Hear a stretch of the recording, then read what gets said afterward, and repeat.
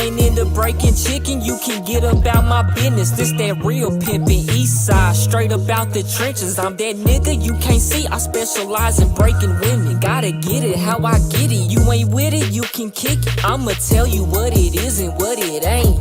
I ain't finna take you on no date, lil' babe. You got two options, work a job or hit the blade. What you wanna do? Either way, I'm the one that's receiving all the pay. Money management services is what I orchestrate. Watch me boss your life up once you choose up with the play. I ain't interested in sex, I strictly want the severed heads. House cast the only thing that's sleeping inside my bed. Ain't got the time for relations, baby, I'm a businessman. Trying to see how much I can make off selling tuna cans. So we gon' get along good if you into tricking men. Just don't go against the grain if you wanna see us win, right?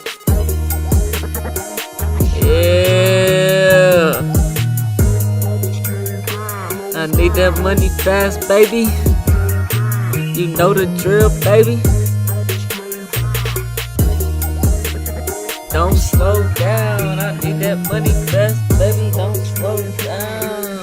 Hey, don't slow down. I need that money fast, baby. Don't slow down. My name is Himron, lil' baby, so you better come correct. I ain't nothing like these niggas, gotta earn all my respect. Watch your lip with open ears, I might just break you off some bread. This a different type of motion when you choosing with the man. If you ain't into selling kidding, I can let you run the business. It's 1,000 ways to pimp, we sellin' plates up out the kitchen. She my type, she like to listen, might just buy her braid extension. She don't test me, know the limit, so we never ever trip. I can put you in position, I'm a high value man.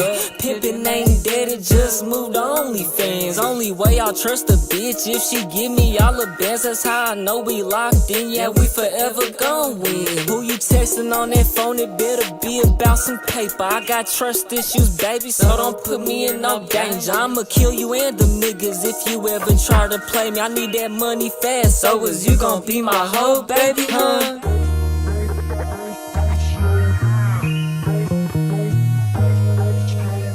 Hey, don't slow down. I need that money fast, baby. Don't slow down. Hey, man, big pushing piece. That's how I came out the P, nigga. Real TYP shit, nigga. Yeah. Hey, man, you already know the drill. Fuck how you feel. Pop you like a pill, man. If you don't hit that like button, subscribe button, and turn it on all notifications, slap the all shit about yourself. That's the first thing you should have did when you clicked on this live stream, man. 1,000 Ways to Pimp is out now, all platforms, Spotify, Apple Music, all that good shit, YouTube Music. Add it to your playlist and stream it while you sleep. Yes, while you sleep. Hey, man, shouts out to that boy, AC Walker, though, man. He always the first one in the stream. You know what I'm saying? I got them notifications on. First one in the stream every time. Appreciate the support, bro. We got some videos we gonna do. We gonna chill, we gonna ride, we gonna vibe, you know what I'm saying?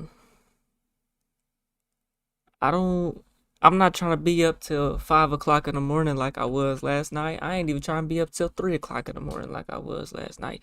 They canceled work for a nigga once again, so here we are streaming. You know what I'm saying? I gotta get some sleep though tonight, you know what I'm saying? I'ma do that. I'ma get that, you know what I'm saying? But let's get to scheduled programming, dog.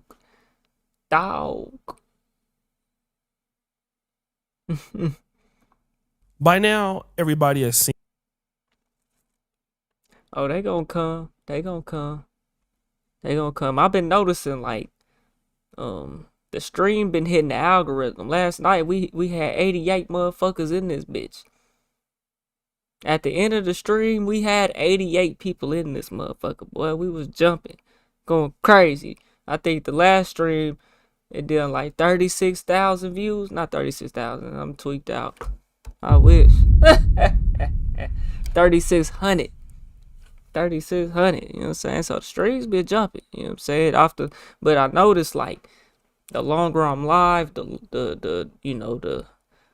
it take a little bit for it to get up to that. For a lot of people to get up in here, you know what I'm saying? And that's okay, you know? So I appreciate the ones that got the notifications turned on. Yeah, at the moment, you know what I'm saying? Appreciate y'all for having the notifications turned on, man. You know what I'm saying? I appreciate all my supporters, bro. Straight up, man. This should be boring. This should be boring when it's dry. You know what I'm saying? But when it's popping, it be lit. Even though the chat, bro, we had 88 people in this bitch and the chat wasn't even moving though, for real. Like, I'm like, what? Niggas just in this bitch lurking. I'm like, hey, it's cool though. Sure, at least I know niggas is tuned in though. No, they just, niggas just watching. Ain't nothing wrong with that. Ain't nothing wrong with that, you know what I'm saying? By now. But we got the first video we gonna get into, man. This is gonna be the only Corey Holcomb video that I got in Anton's situation. That I got. So yeah. What's good with it, boss man? Dada. Salute from Boston. Bro, what the weather hitting for up there, bro? It's 4 degrees in Oklahoma right now. It's 4 degrees in Oklahoma right now.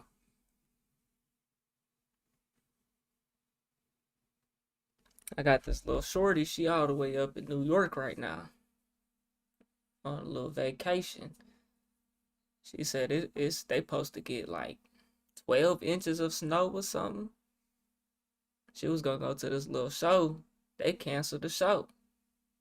They supposed to get like 12 inches. I know Boston be getting that shit bad, boy.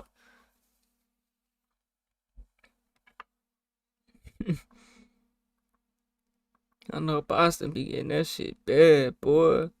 But look, y'all, we gonna go ahead and get to the videos, man. We gonna go ahead and get into the videos, man. By now, everybody has seen this particular video of Corey Holcomb pushing or hitting female comedian Christina Payne. This incident happened December 2024. And people are really coming after Corey Holcomb because, yes, this video, when you look at it, it does appear to be a bad look. But I was able appear.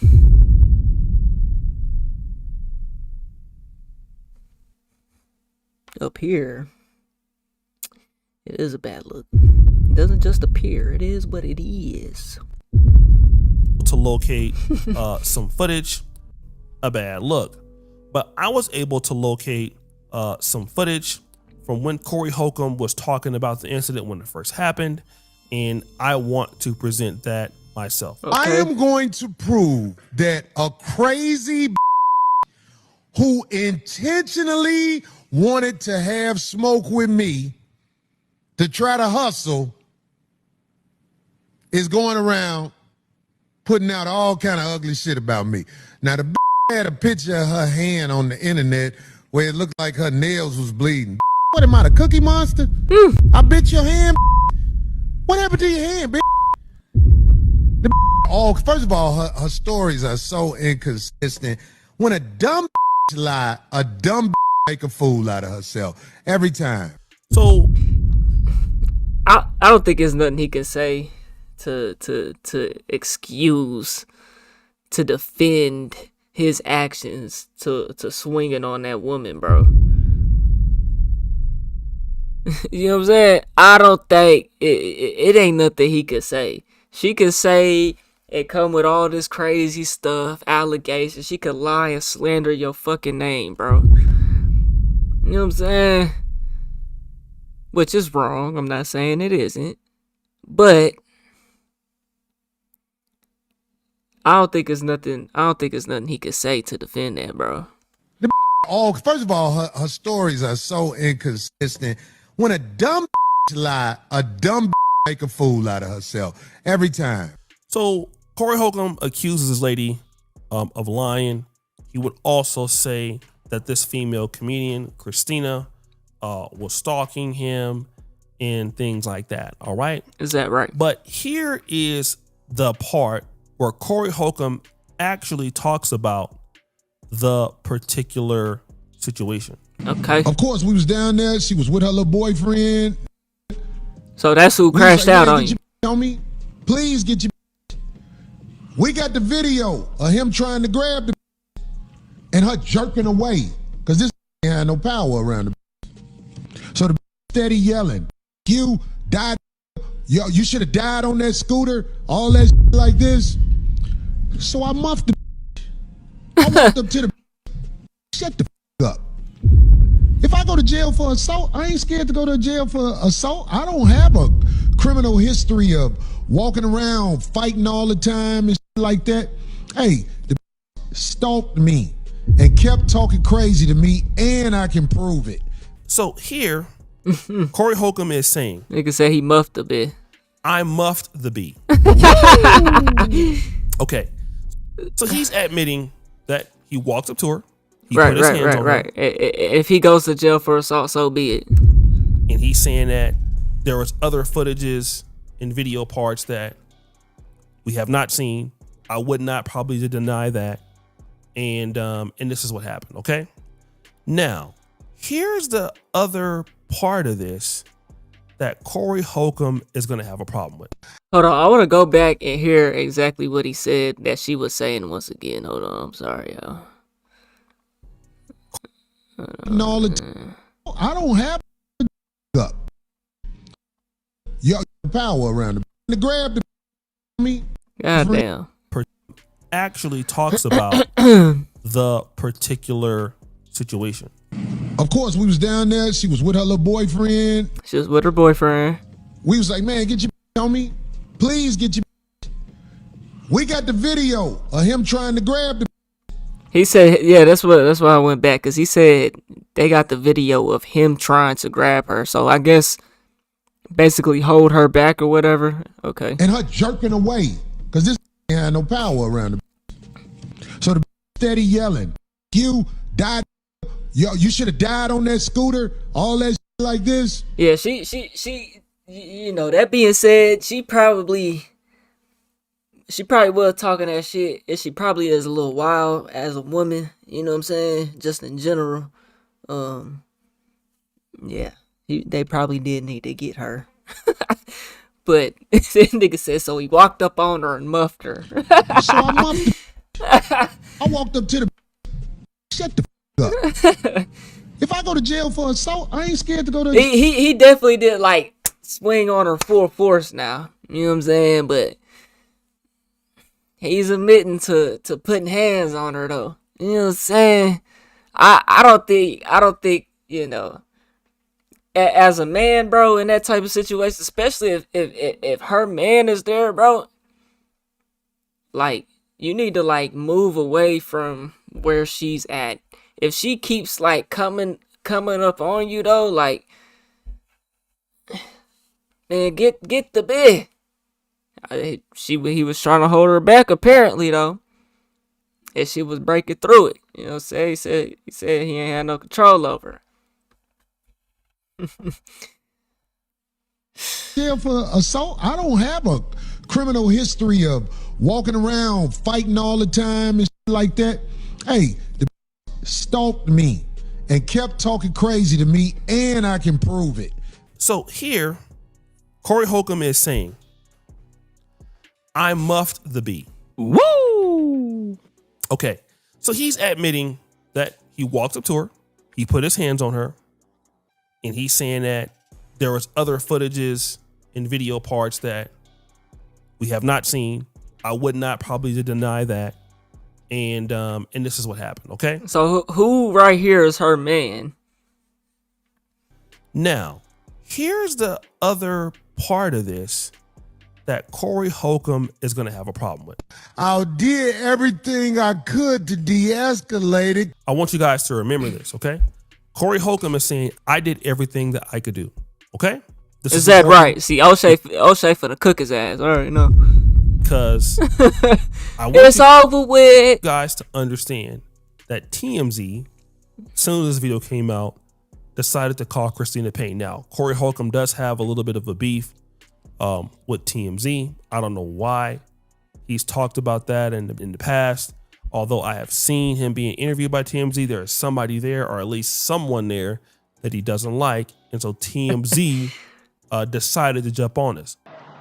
I mean, what I'm asking is, are you going to pursue legal action again? The cops felt it was like a stalemate. This got to be out of statute of limitations at this point. The bitch should have been did something. She should have been did so, but she wanted to do that, bro.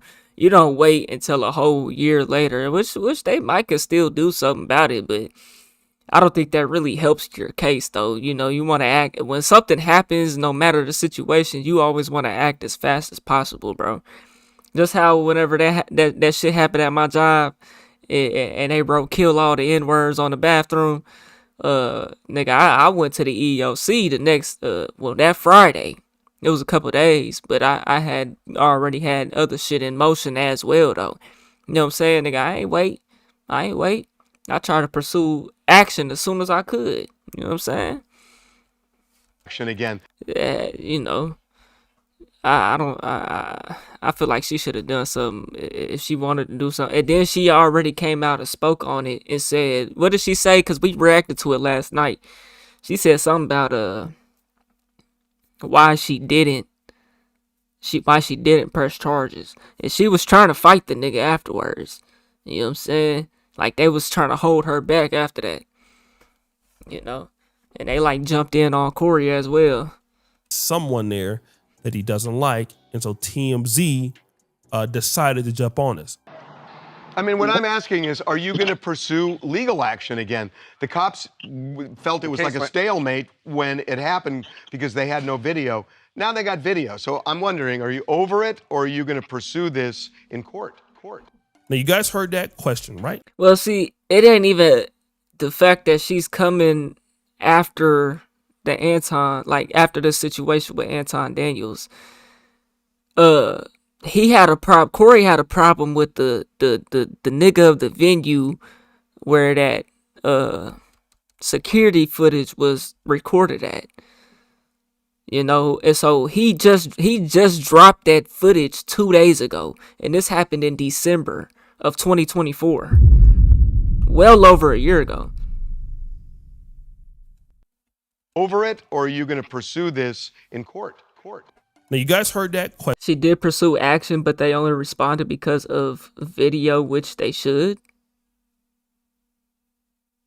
Question, right? Are you gonna who responded and what? Press charges and look at what she's doing.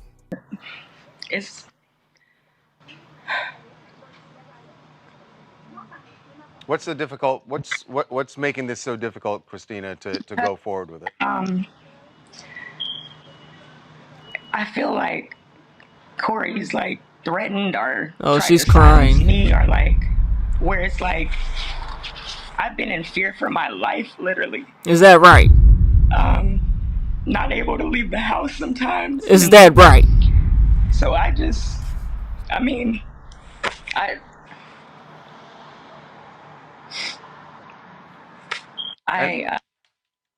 Now, this lady is crying.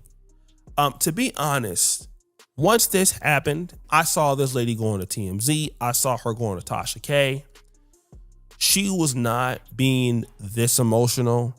So while I have seen that she was definitely hit, basically she's doing this to be a little bit performative and to, you know, make people feel that that it was worse than it was. Again, it could have been worse than it was, but when I saw her in other interviews, right, real upbeat. She seemed like she was not really tripping. Right. Today, now she is. Now she crying on TMZ and shit. Like, come on now. She would continue on. Since then, he brought the liars to court and confused the judge, and we didn't have the video yet. So we literally got the video the day after court. Literally. When was court? I never went back to pursue like, oh, let me get an appeal or nothing like that. Like, why? My attorney literally kind of gave up after she Get another one. was getting defamed in her character. So she is saying. So if you was so in fear of your life and your lawyer was in getting defamed, all of that is a crime, in a sense. Like, all of that helps your case. Come on now. After She not making it better though. Like, what Corey did is not justifiable, bro. But she's not making it no better, bro. She made it worse for herself, honestly. Like, what's... So, when the hell did y'all go to court? And then the day after court, y'all got the video, so y'all didn't have all the evidence. That's kind of what happened to me at my shit. You know what I'm saying? The next week, oh, now I'm not getting routes. Now that's actually in jurisdiction, and I done gave up on the case. And I done quit my job now. You know what I'm saying? The next day after court, you get the video footage, and your lawyer gives up because she's being defamed.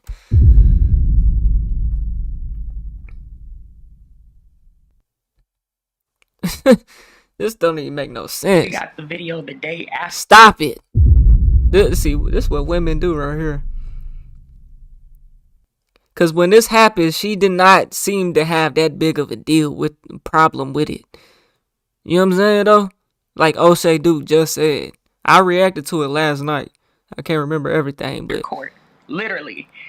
So, I never went back to pursue, like, oh, let me get an appeal or nothing like that. It's not even the fact that she necessarily needed the video the first time they went to court. They got the video the next day.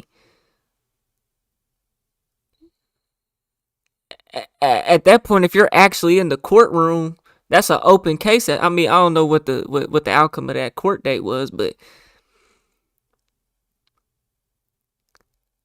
in some way you can get that to the courts. But now a year and some change later, you're fearing for your life. You're not even leaving the house. I never went back to pursue, like, oh, let me get an appeal or nothing like that. Like, my attorney literally kind of gave up after she was getting defamed in her character. So she is saying that, you know, the reason why she was not able to press charges because the video was not available. She was then defamed. Her character was defamed on the Corey Holcomb show. I definitely heard Corey talking about her in an unfavorable way on subsequent 5150 shows. Here is the problem that Corey Holcomb is going to have. And this is me being fair, being balanced. Of course, people were in the inbox or basically in the comment section, you know, looking for a fair take. And I was going to give a fair take regardless. I am a 5150 show supporter. I buy merchandise from Corey Holcomb. That merchandise has come so far as Uganda. But I gotta talk about brother Corey here. He says he did everything he could do to get away from the lady. Obviously, that is not true. Corey Holcomb made a decision to walk up to the lady, push the lady in her face.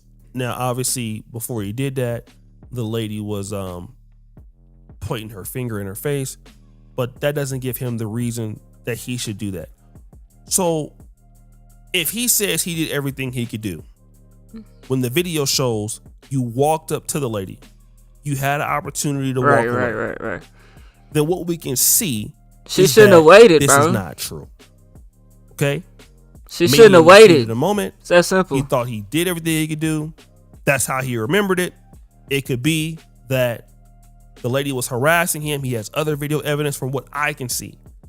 That does not add up. Now, what does add up is what he said. I'm gonna tell you what the court at this point, especially at this point. You know what I'm saying? You might have actually had the case, even though you probably was talking your shit, whatever. At this point, bro, the courts is just gonna they're not gonna take this serious.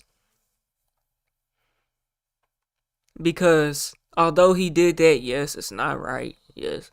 You antagonized that man to some degree. You know what I'm saying?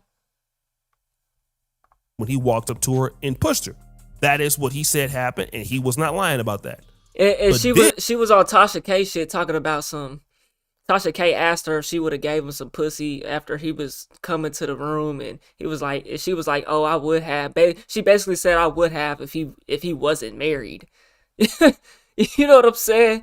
Like this is. I think that was even after the fact that after this footage and all that, like during that moment too, like after that moment where he muffed her, stiff-armed her. You know what I'm saying? Does not add up. Now, what does add up is what he said happened when he walked up to her and pushed her. That is what he said happened, and he was not lying about that. But this is not true because he had an opportunity to evade that, and he did not do that. Right. Like I said, bro, as a man, you need to move around, bro. Even if you keep moving, bro. You know what I'm saying? You keep moving, bro. As a man, that's a situation you never want to be in unless that woman is literally just swinging full force on you, and even at that point, tackle a bit, body slam the hoe. You don't have to resort to swinging back though. You know what I'm saying? Like you can, as a man, you can hold a woman back, bro.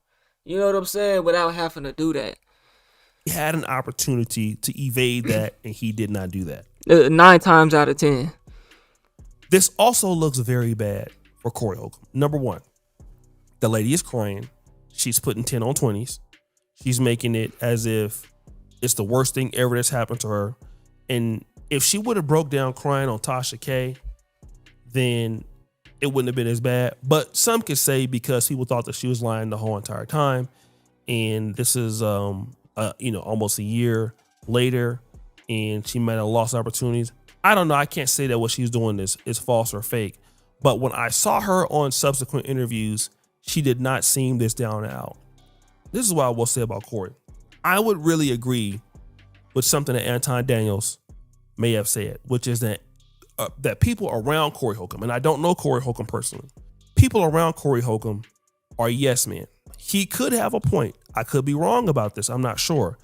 But when Corey Holcomb was approaching that lady, the men that were around there, which I would almost for sure believe were Corey Holcomb's friends or accomplices, they did not do anything to stop Corey Holcomb. That's not true. I'll go show the actual footage right now. That's not actually true. I don't know if that was her man. What was the name of that? What was the name of that? Height Plus? Yeah, Height Plus. In the footage, we see that's not true. Did they take it down? No, it's right here. We see in this footage that's not true. The moment he did that, looked like somebody swinging on him. So I don't know if that was her man. Maybe it was, but someone came to her defense. This is very similar to watching the 5150 show. Hold on, let's go back. They almost for sure believe were Corey Holcomb's friends or accomplices. They did not do anything. That was a security guard at the club? This is very similar to watching the 5150 show. I will say that the 5150 show is a great podcast, but it is completely mic heavy, almost by Corey Holcomb.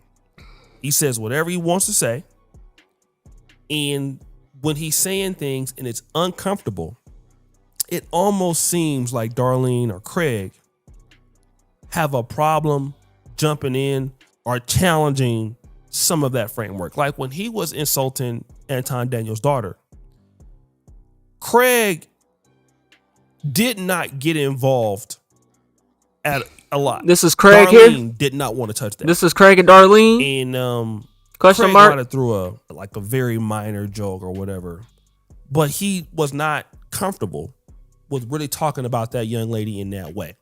And when you hear Craig on his platform, he never mentioned stuff like He that. looked like that rapper, I think his name Jay Critch or something. So Corey may have surrounded himself with people that do not challenge him. If he can walk up to a lady and put his hands on her head and nobody stops Corey, then basically it means that Corey doesn't have anybody that, number one, he respects enough to do that. Holds him Or accountable. number two, they respect him so much they don't want to make him mad or disappointed. Right. The reality is we all need somebody who will tell us to get our stuff together. And that's something that Anton was saying about that nigga, that he has yes men around him.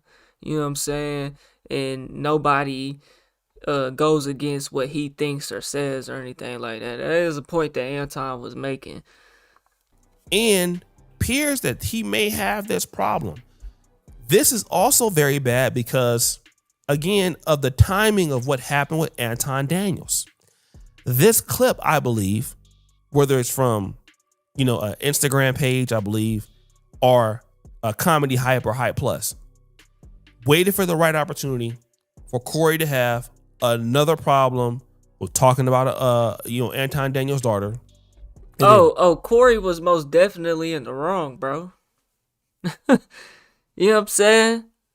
But the fact that this woman waited this long did not help her situation at all. It makes her look bad that now she wants to cry on TMZ the next day that the video was released to the world. If you had this video, she allegedly had this video after the court date. I don't know the exact time frame and things when she went on Tasha K, when she went to court, when she got the video. But this was before this video was released to the public. Why she didn't release this video to the public herself?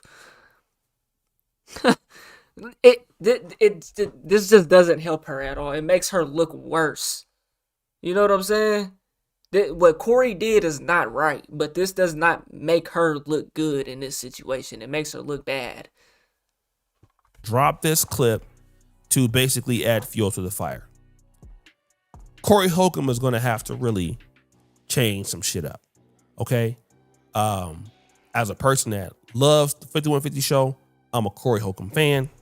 But at the same time, I got to call like it is. Corey Holcomb doesn't always blaming the victim. Nobody's blaming the victim. Did I sit here and blame the fucking victim?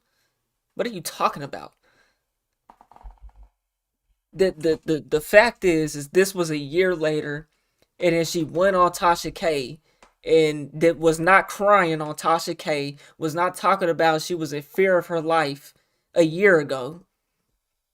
She didn't release the video footage that she allegedly had a year ago. Maybe she did. I don't keep up with her. I don't follow her. I don't know. But it apparently this is just now being released to the public. You know what I'm saying? That shit does not help her, bro.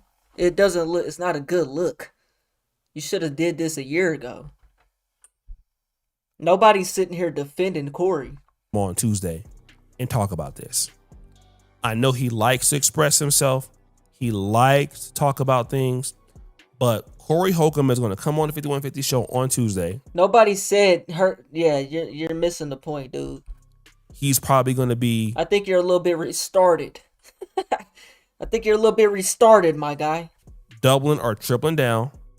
He going to call the lady the B word. He going to call maybe some content creators out. And if he does that, he's not making things any better for himself. Okay? And I think that maybe if somebody around. She got the video the day after court and didn't go back to court with the video. What are you talking about? When did it was days and weeks and months before this situation happened in December 2024.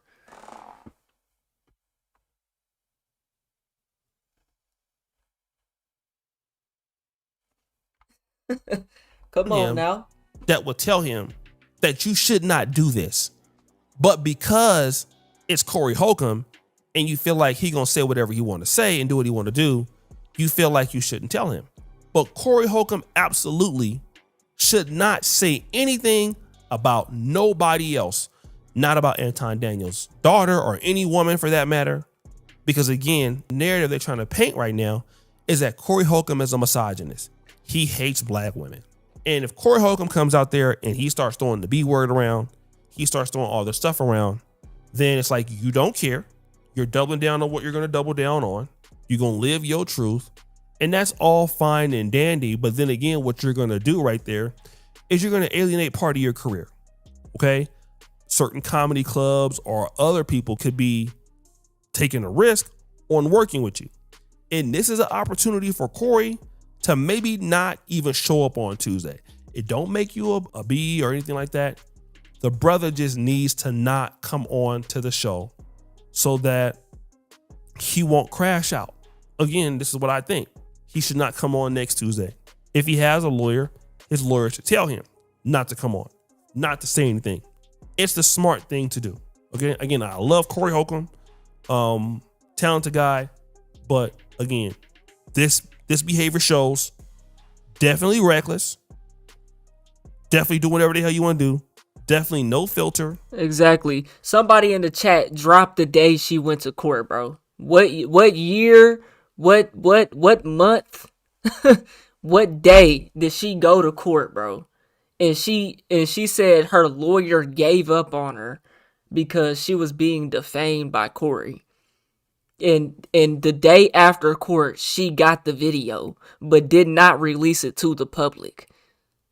Did not go back to court with the video. Did not go find. But now she's on TMZ the day after this is released to the public. Even Hype Plus could have released this the moment it happened.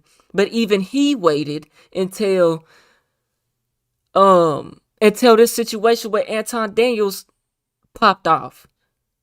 And now was some clout to be made behind the nigga name and shit. You know what I'm saying? Everybody, they could have been released this footage. They had it in the vault. Nobody released it. She did not keep pursuing. Now she's on TMZ crying, talk about she fears for her life. She's not leaving the house. Yo, Eric TV, appreciate the super chat, my guy. My boy been coming in strong with them super chats daily, consistent, faithful, loyal. Appreciate it, my guy. This woman, it's not a good look. And I'm telling y'all, bro, the courts are going to question all of that. Why didn't you do this? Why didn't you do that? Okay, your lawyer gave up. That's an even worse look. If the lawyer feels like she's being defamed and whatnot, that helps the case.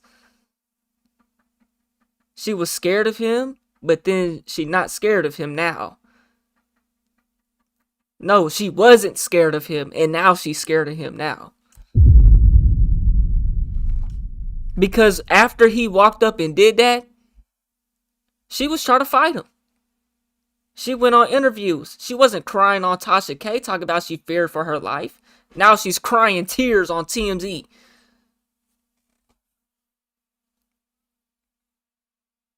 No, I'm not excusing what Corey did. That's not justifying what Corey did, bro. And this is career-ending shit. It really is. Then people can go back and talk about how you've been talking about women, and all this stuff. And again, I don't think that Corey Holcomb is a person that hates women. I think this is an incident that went bad with somebody he was beefing with. It can happen to anybody. I've seen Corey Holcomb bring women onto his show. I've seen Corey Holcomb treat women fairly and all that. But it looks terrible. It really does.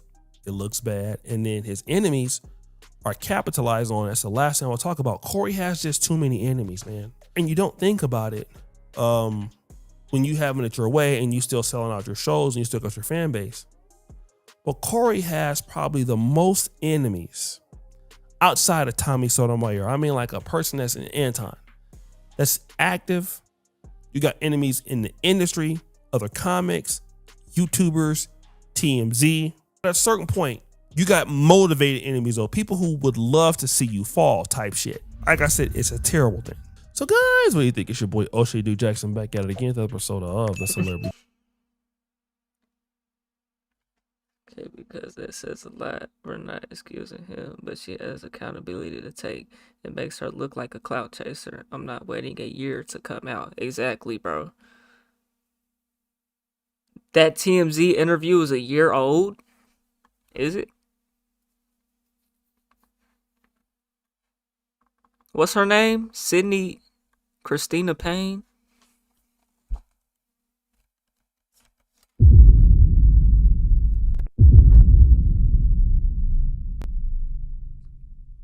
Man, get the fuck out. Man, well, get out the chat lying, nigga. Get out the chat lying, nigga. Stop the cap. Stop the cap.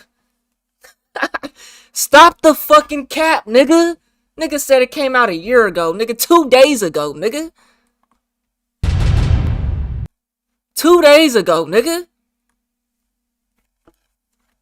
What are you talking about? Get out the chat capping, bro. Get out the chat capping. Get out the chat capping. I might block your ass for that, nigga. I'm playing. I ain't gonna block nobody. I'm playing. Get out the chat with that cap shit though, bro. This was 2 days ago, nigga. Oh, what are they rerunning it like DJ Vlad or something? Christina, you went to the police. And that's why Diddy ain't doing no time.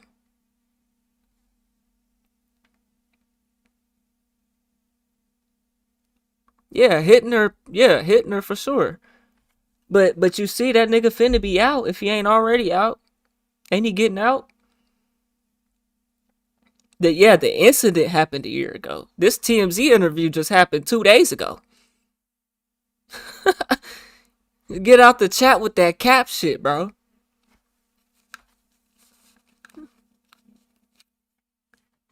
That's crazy. I guess we gonna watch this.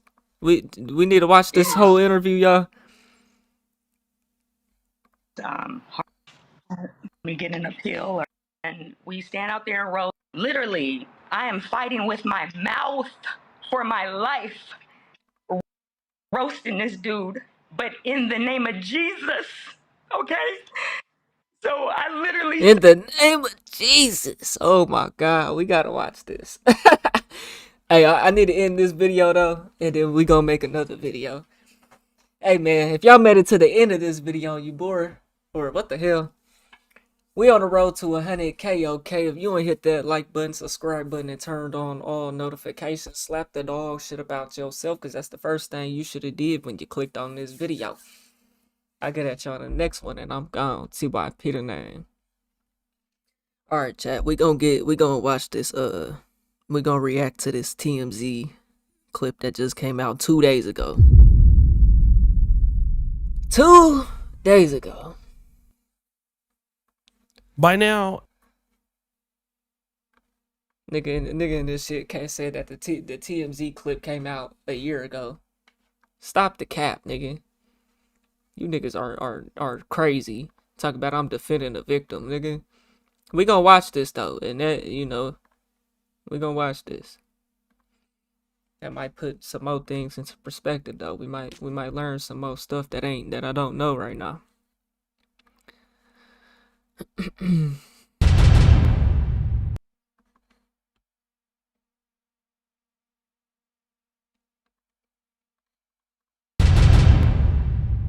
Christina, you went to the police back when this happened, filed a police report. It went nowhere. What are you going to do now that there is a video that seems to support at least the fact that you were punched by Corey?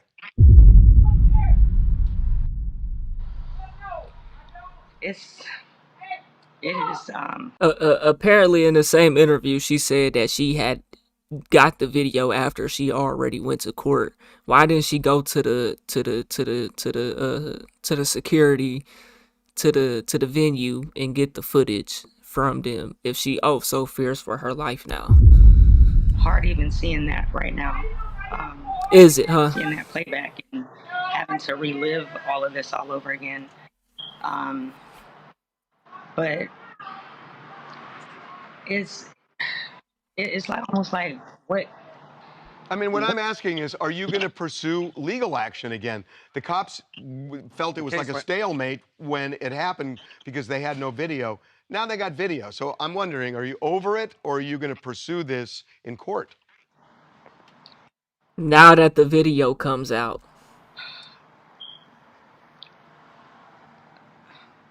What's so hard to say? I feel like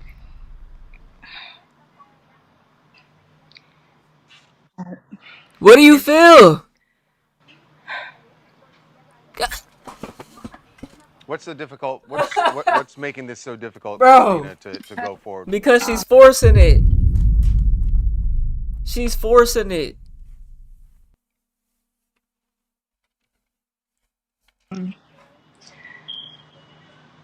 I feel like Corey's like threatened or tried to silence me, or like where it's like I've been in fear for my life, literally. Is that right? Not able to leave the house sometimes, and so I mean, I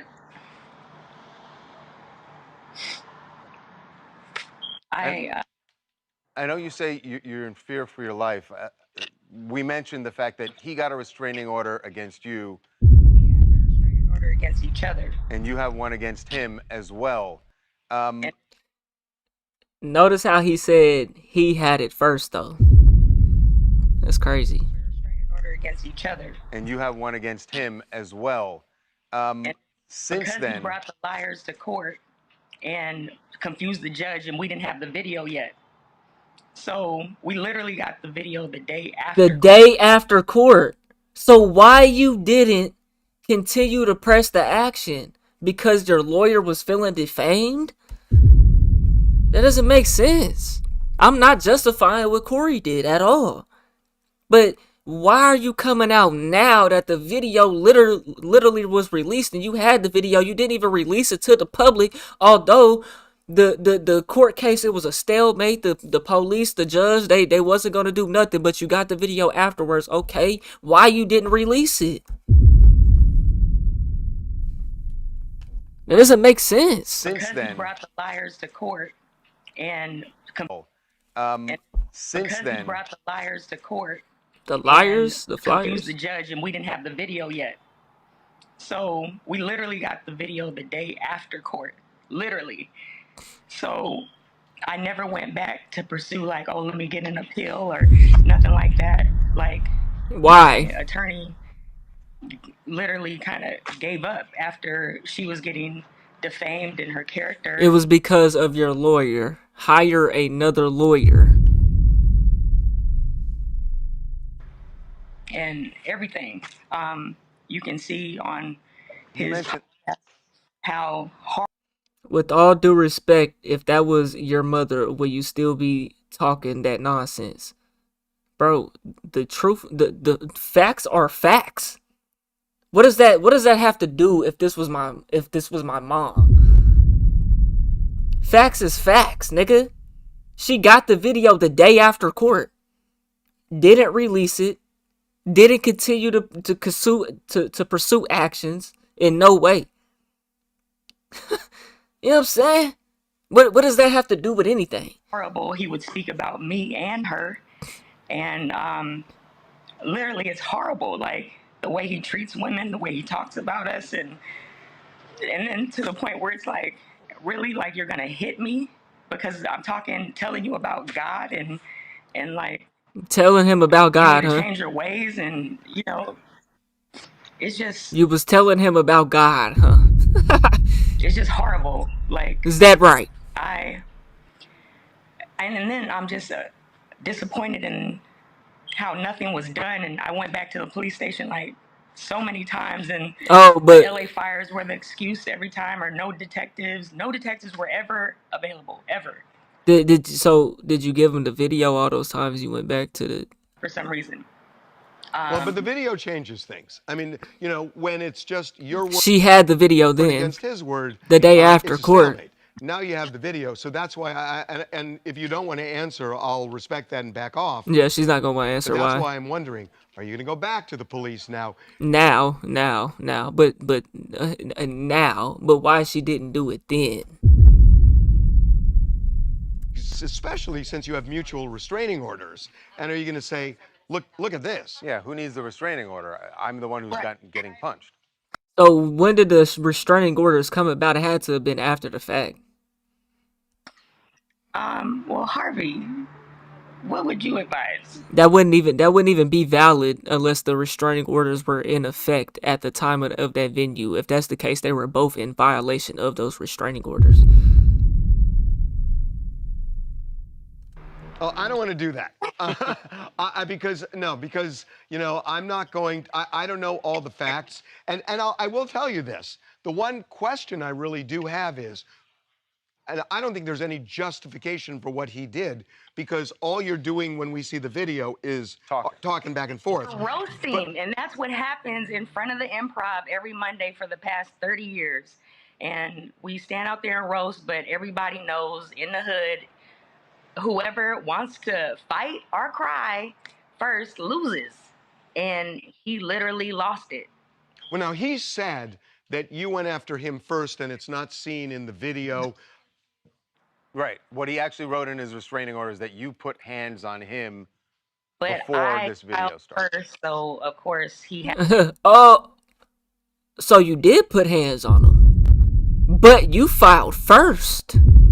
You filed the restraining first, even though you put hands on him first.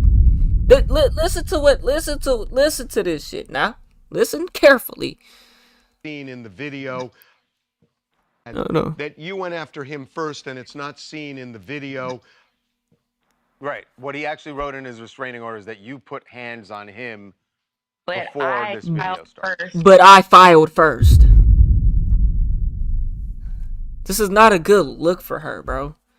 This is not justifying what Corey done, bro. But this is not a good look, the fact that now you want to cry about it. Like, what? His restraining order is that you put hands on him But before this video started. First, so of course he has to like create some crazy story. Oh, okay. But basically, at the end of the day, some crazy story, he put his huh? hands on me, and I didn't do anything to him. I didn't. Is that right? Nothing. But also, what that video is not showing is the is what you done to him. minutes before that. That video really needs to start from when I walked. I agree with that. I agree with that. Right cut right there. I agree with that. So when did you put hands on him though? Apparently, allegedly. When does he say you done that though? Was that inside the venue or whatever? Like, because there's a gun involved that he passed off to another female comedian and was like, "Oh, go put that up for me," before he hit me. So literally, I am fighting with my mouth for my life, roasting this dude. But in the name of Jesus. Stop the cap. Bro, not one tear is rolling down that face. She had the one tear that she could squeeze out earlier. There ain't no more coming. So I literally said, in the name of Jesus, leave me alone. Like, you didn't learn from the last time you tried to, say, he said, I'm a super sock this B. That's what he said initially. He probably did. Prior to that hit. He probably did. So he finally did what he had been saying he was going to do. He threatened me. And you didn't fear for your life. You didn't take that serious. You still went and talk shit to him. You know what I'm saying? Still got close enough to where you could talk shit to him or to where y'all could talk shit to each other. Meanwhile, your man was there. And allegedly, he was trying to hold you back, but you wouldn't let him. He couldn't hold you back. So he finally did what he had been saying he was going to do. He threatened me in June of 2024, before this hit happened, in December of 2024. And there's witnesses for that as well. So that's why. Christina, what started back in June? What started this beef between you? Is it just a roasting that somebody... No. Let's hear it. Literally jumped into a conversation I was having with another comedian, and we were having this conversation with that comedian because of what he was doing to another female comedian, making her uncomfortable.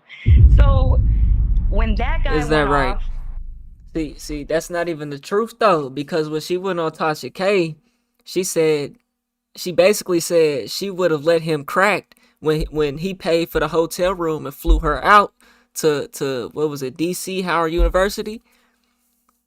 Uh, if he wasn't married, she basically would have let him crack. You know what I'm saying? So we already know, like, they had some type of falling out. They was cool at first, and then Corey probably did push it too far. You know what I'm saying? She was probably feeling it too a little bit.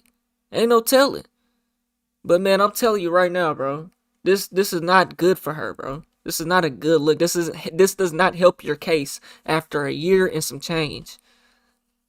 with that comedian because of what he was doing. Bro, she had the footage the day after court. When did what day and month did she go to court?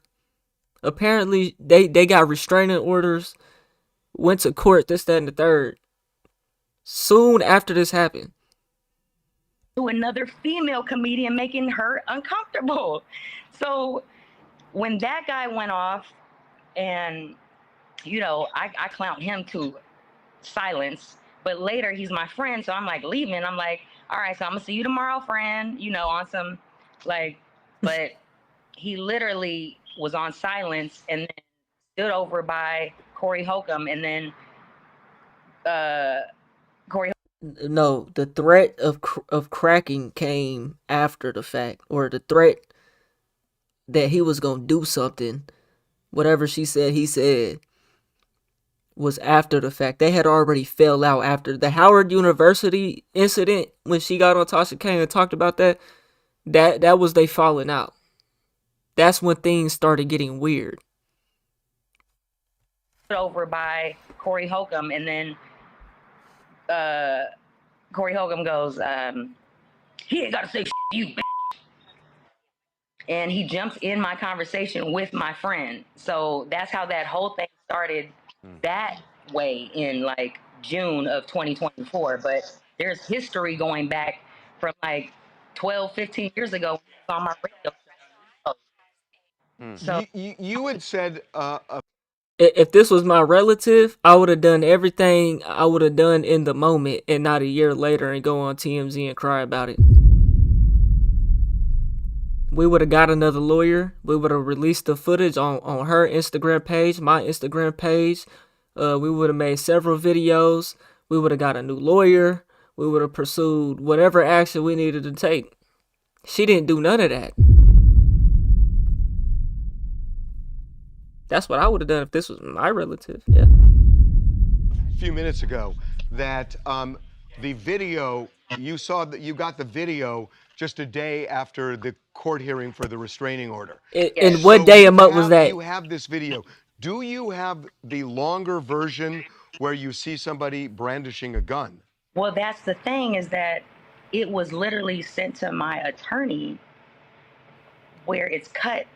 Right. But your attorney wouldn't let you get possession of it for yourself. And there's no way in hell that you can go back and especially if you paid that person money, there's no way you could go back and get copy of that. Get the fuck out of here. These are lies, bro. Where you see somebody brandishing a gun. Well, that's the thing, is that it was literally sent to my attorney where it's cut right, like after he were to pass it off or something like that. So it's like they're not showing the whole video, and that's what I'm saying. We need the whole video, like from the front when I walk out there initially, like 12:35 or something, when I had to, and I was waiting for my car to pull up. That's what you was my car doing? was arriving soon or whatever. All right. Your Uber. It's like that was only a matter of like 8 minutes or something like that of time, but they're literally showing right at the 3-minute mark or something like that. So the gun was for you, and then you seen a gun and still was talking shit and exchanging words with him, and didn't pass that off to your man. You didn't go get to where it was safe. But yeah, you've seen a gun and you believe it was for you. And Right. not the whole complete video, but We got it. after, if you look back towards the end, you'll see that that person goes back to go get wherever she hid it from, and you know what I'm saying. So Yeah. it's Okay. It's Well, just- Seems like the Bro, I'm not defending Corey Holcomb. I'm not a fan of Corey Holcomb. I never even heard of Corey Holcomb until this situation, bro. How many times do I have to say I'm not justifying his fucking actions, bro? I'm telling you that the fact that she wants to cry about it now does not help her case, nigga. You niggas are restarted. full see that video, full video. yeah, is going to tell this story. thank you so Christina, much. thank you so much Really for talking appreciate to it. us. Thank and you. we're going to be following this. Thank you. Man, this, like I said, bro, this is not helping her case, man. Let's see what these comments are saying. Anton rubbing his hands. The police had that video. They chose to do nothing. P.S. I'm replying, but either YouTube tends to delete and I'm not. So, no, the police didn't get the footage because they got the video after court. So the police never got the footage. She never even tried to give it to him because the lawyer just instantly gave up after that court date and said, yeah, I'm done. I'm out of here. You can't contact me and I can't give you the longer version of the video or the shorter version of the video or nothing. That's what happened. The police never got the footage, nigga. Replace the smoke detector. Bro, I'd never noticed a smoke detector one time. Y'all noticed a smoke detector in that bit? I didn't notice shit. And I ain't never had a chirping smoke detector, nigga. Man, Anton must have friends in high places. I guess that $200,000 a month is doing numbers for him, right? He said he said his money right. Get a battery for a smoke detector before you sue. She doesn't have the money for it. She has to sue him so that she can get the money for the smoke detector. Come on now. She was fighting with her mouth roasting this dude in the name of Jesus is diabolical. No cap. Roasting in the name of Jesus with tears in her eyes has me dying. She said that she was roasting Corey in the name of Jesus. She says she had the video after court. She can release the whole video. Why didn't she? Exactly, bro. This entire situation is strange. Exactly, bro. She sounds as if she is stretching the truth.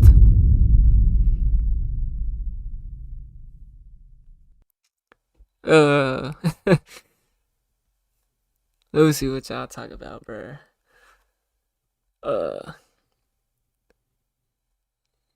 Yeah, the video here you go a year later with the weaponized tears. Exactly. Her being assaulted matters. She would have handled it. I'm not about to give her any leeway for lying now because it didn't matter. If it mattered, she would have found a new lawyer. Exactly.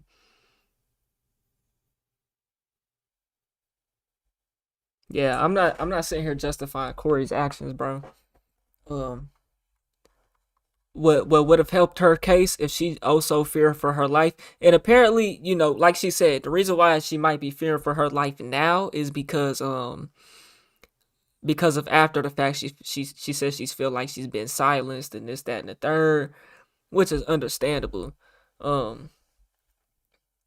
But what the fact that you're doing all this now when the footage was just released a day ago, 2 days ago, you go on TMZ. This TMZ video was released 2 days ago.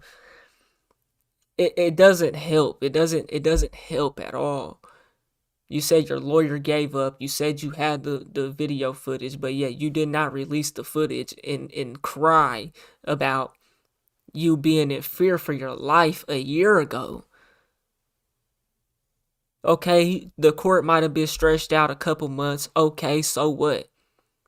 That's still 8 months ago, 9 months ago, 10 months ago you had 11 months probably. To release the footage. Oh, you just couldn't get it from your lawyer? Like, what? I think it's funny that black women got hit. Yeah, you're restarted, bucko. You're restarted. Hey, man, y'all let me know what y'all think about this situation right here, man. We on the road to 100K, okay? If you ain't hit that like button, subscribe button, and turned on all notifications, slap the dog shit about yourself, because that's the first thing you should have did when you clicked on this video. I'll get at you on the next one, and I'm gone. See why I put a name. That's a shame, man. That is a motherfucking shame.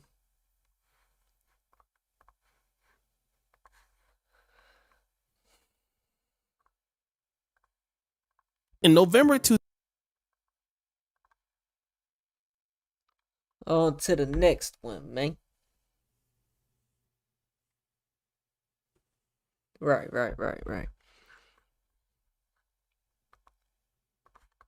In November 2020, Michael B. Jordan and Lori Harvey started dating, and a few months before, she was dating Future. But all of that changed when Michael B. Jordan swept her off her feet. By January 2021, the relationship was publicly confirmed, but by June 2022, media outlets reported that the couple had split. Now, around this time, a lot of ladies were bigging up Lori Harvey because, you know, she's been with so many different guys. She was with Diddy or Diddy's son, I'm not sure. She was with Future, and she's able to dump high value guys at will. And so many women started to pattern their dating behavior like Lori Harvey, because yeah, blind leading the blind. yeah, she could dump high value men left and right because she looks good. Any woman who looks good can do that, and they know that, so that's why they do that. But one thing you will never find again, one thing you will never get again, is that good nigga that you left.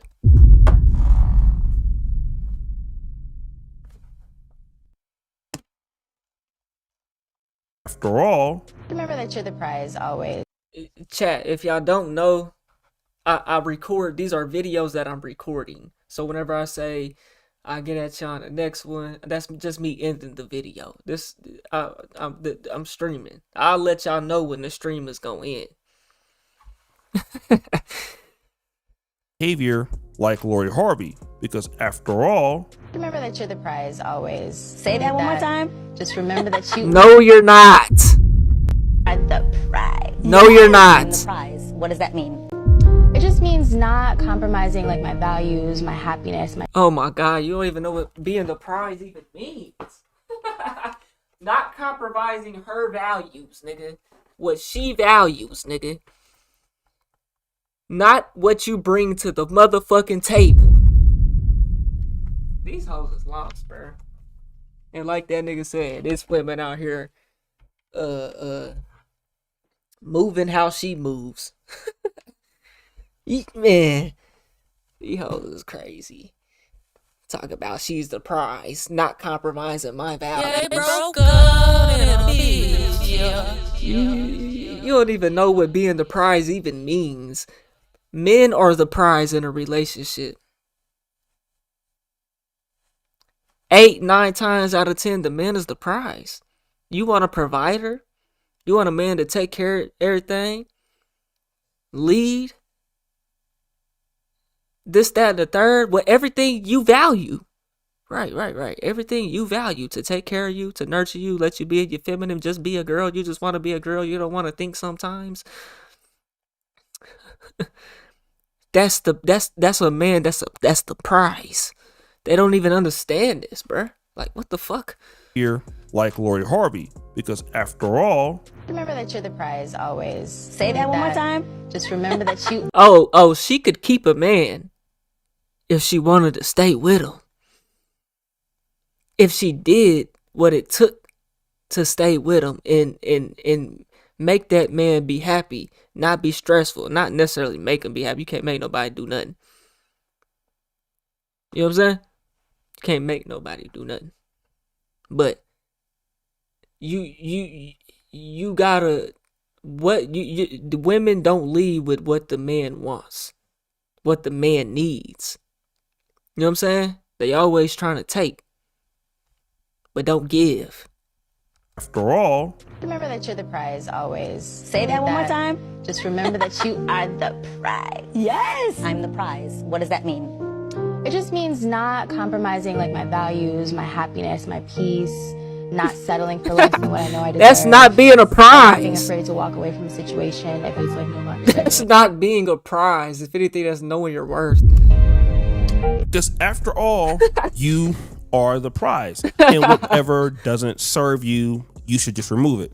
Now, this is not uncommon for people to think, especially women, because some women believe that they are the prize, and if it doesn't serve them, they should leave. We've heard this same framework from people like Tia Mowry. It's something that is widely adopted, but then there's an issue. The mentality of when a relationship no longer serves me, then I move on to the next one, genuinely doesn't build strong, long. I seen a bit say what one man won't do, the next man will do. Is that right? So that means you doing a Lori Harvey mentality, right? Lasting marriages, and it genuinely shows that we've lost the true meaning of love. And if we're being honest, the way that you move in your early 20s will determine where you end up in your early 30s. Yep. Because you have to start now. You want that summer body? You want that New Year's resolution to go to the gym? This is just an example. You got to start in October. You know what I'm saying? You want your summer body? You got to start in January. You can't go to the month. You can't go to the gym in May and try to get your summer body. Bitch, your stomach still gonna be poking out. Niggas. You know what I'm saying? You ain't gonna have no abs. You know what I'm saying? Shit, I gotta get my shit back right. I know summer coming up. It's fast approaching, nigga. The point I'm making is you gotta start now. The moment it comes into your mind, you have to start. Is saying, there's a problem with this framework because when something doesn't serve you, you get rid of it. Appreciate you subbing, bro. But we already know that that's not how relationships work. It's not how businesses work. I mean, I've been a YouTuber for a decade. It's not how YouTube works. In order for something to get better, there are going to be times where it's not serving you. You need to put more effort into it. And that's how relationships, friendships, businesses, everything works by just sticking it through. All right, let's look at what's going on with Indiana. Curt Cignetti, the head coach. This guy has been a head coach for the past 15 or 16 years. Is that right? Coaching for 40 years. He finally wins a national championship That's at crazy. the University of Indiana. Indiana. They did their thing this year. Didn't they go undefeated all the way through? Team, all right? That's because he's built his team up to be successful where he is today. And anybody who understands long-term relationships, long-term communities, long-term businesses understand that it's not built overnight. And of course, Lori Harvey was able to, rebound almost quickly with Damson Idris, another person that is all of her fans typically always praise her for never going backwards until she did. But the question is, why does it happen? I don't know who need to hear this, but if a woman spins a block past 3 months or even years, it's not because she wants to be back in your life. It's because nobody wants to be in hers. And you got to understand this. She was out here thinking the grass is greener for a minute, branching, hopping from guy she thought the grass was to greener. guy. And she just keeps getting played. Or maybe she took the whole route where she just starts sleeping around, living her best life. And she got sick and tired of it. So she thinks back to the person that gave her the best memories, that was treating her right, that was being genuine. Or maybe you was being toxic as hell and she loves that. She's going to come right back to you because you are where it's comfortable and she's sick of the life that she's living now, or the dating life she's living. So well, she woke up. She finally woke up. Men typically spin the block when they don't have the best options anymore. And now people can say, well, what do you mean? Like, Lori Harvey's beautiful. A lot of guys want to be with her. Well, if that's the case, she wouldn't be going back to Damson Idris. But wait a minute. Well, she realized that's a good nigga. You know what I'm saying? It ain't bro, niggas will still want to be with her. She's not ugly. Niggas will give, bro, niggas are delusional. I was a delusional nigga once. You know what I'm saying? And still could fuck around me well because you get caught up sometimes, nigga. Because you like the bit. You know what I'm saying? Niggas will still give her an opportunity to do right. All you gotta do is come and do right with me, baby. You know what I'm saying? Shit, some niggas don't give a fuck about all that shit. Sometimes, you know what I'm saying? Some niggas do look at it like, okay, you done did this, you done that, you lost a good nigga when you should have stayed with him, but you left it because you thought you could do better. Oh yeah, I ain't even gonna fool with you. But if some niggas, they mindset is, man, shit, fuck it. As long as she'll do right with me, I'll at least give her the opportunity. I'll at least try. You know what I'm saying? Let her try. You know? Let's go to Michael B. Jordan. You see, while Michael B. Jordan was probably hurt and definitely made fun of when he was dumped by Lori Harvey. Yo, that man an apology. What has Michael B. Jordan been up to? Michael B. Jordan is not only becoming a better actor, he's also, directing and producing his films. And there was a film called Sinners. Maybe you heard about it. It's a blues-steeped vampire epic. But there is something I need to watch that again. You probably didn't know about Sinners. What's that, huh? Walked into the Oscar nominations like it was the Louvre, and they took all the jewels. They just broke the all-time nominations. That don't mean nothing that don't mean nothing to them. Record at 16. 16 nominations. So no, they should not be winning an Oscar. They should be leaving the Dolby Theater with a wheelbarrow of hardware and a mild shoulder injury. Because let's talk about it. Best picture, director, screenplay, cinematography, to name a few. They are everywhere. That's right. See, this the type of woman. Women don't care. Like, why y'all think Aisha Curry is moving the way she's moving, bro? She don't give a fuck about that man's accomplishments. I'll say even more so whenever they're with you. You know what I'm saying? Once they've got you, they really don't give a fuck about your accomplishments, nigga. That shit don't mean nothing to them. It's all about how you make them feel and this, that, and the third. You know what I'm saying? They like you for who you are, if you've already made it. But once they've got you and you keep elevating, you win championships, you get Oscars, whatever the fuck, that shit don't mean nothing to them. If anything, what means something to them is the attention that they'll be getting because they alongside with you. You know what I'm saying? But them accomplishments mean nothing.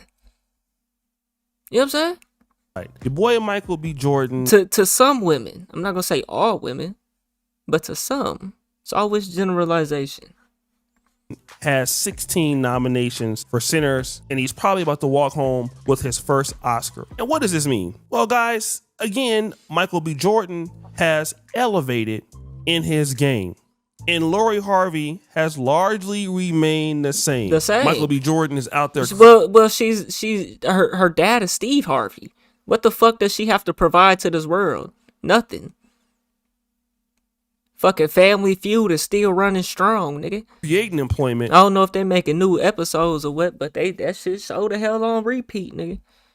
By owning stuff and creating opportunities, while Lori Harvey is sitting around waiting for the next brand deal. You see, it's one thing for a woman to not like you right now, and trust me, that can happen. Michael B. Jordan in 2022, he was still, probably a very famous and popular actor, but now he's moved up into a different level in the industry. Now he's a director, now he's a co-producer, now he's doing these things that he didn't have in his bag in 2022, which means that even if Lori Harvey was available to him right now, he wouldn't take her simply because Lori Harvey is probably the same and Michael B. Jordan is definitely different. Yeah. And again, she's busy spinning the block for Damson Idris, and Michael B. Jordan is like 10 times more successful. Most of these women like this, they can't see in the future, bro. They can't see potential. You know what I'm saying? They can't see potential, my nigga. They can only see what you are right now. So she saw Michael B. Jordan for what he was right now. Not the longevity that they could have and the success that they could have as a power couple or whatever the fuck. You know what I'm saying? What their life could really be. You know what I'm saying? They not thinking like that at all, bro. They just want to go on the rooftop dinner, sip a little alcohol. You know what I'm saying? So then dancing and get their buns clapped good. You know what I'm saying? What am I getting at here? Well, being successful clears up everything. A lot of times guys get hurt, guys get upset, guys want to pray and wish that the relationship with her new man don't work out. Of course, people will go ahead on and say that, she's made a good decision by leaving you and all of this stuff. But again, men compound retroactively, and women just don't understand that a lot of times. Not every time they don't understand it, but sometimes they may not. They don't understand that, men take a lot of work, progress. We build up slowly and daily over time. Yeah. And when you're building up slowly and daily over time, that's something that women may or may not be looking at. Right. And the woman is the prize. Because they're looking at you right now, not really looking at you. Some of the times about you're only the prize because you look good and niggas want to fuck you. That's the only reason why you're a prize, because you have access to men. There's women out there that don't have access to men. And what makes them the prize, the ones that are chopped or don't look as good as Lori Harvey, it's their personality and the way they carry themselves and the way that they treat their men and respect their men. You know what I'm saying? Is what keeps them in the door. See, I seen a woman on Instagram say something about, as a man, you have to prove your worth. As a woman, she doesn't have to prove her worth, basically because of how good she already looks. This is true. This is very true. But what's going to keep that woman in the door, though? Yeah, you can get the opportunity. It was all about opportunities, right? The woman is going to get the opportunity because she looks good, meaning she going to get on the yacht. She going to get the courtside tickets, this, that, and the third. But the man has to prove himself. You know what I'm saying? But once that man is proven and he gets the opportunity to be in the door, his chances of staying in that room is way higher than yours, because you got in the door without having to prove yourself. Once you're in the door, once you're in that room, you have to prove yourself to stay in it. How are you going to be in the future? Come on now. So what she said was true to a point, but she didn't understand. And see, that's where they leave it at, though. They can understand that part, but they don't understand the full part of it, the full aspect of it, though. Come on now. Sure. Let me get an amen in the chat if I'm cooking. Let me stop. I'm playing.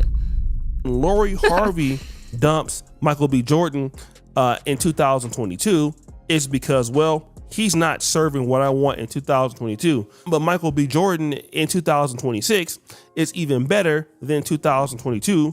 And you are to steal Lori Harvey from that same time, being very, immature and using that attitude into your future. And she's almost in her 30s.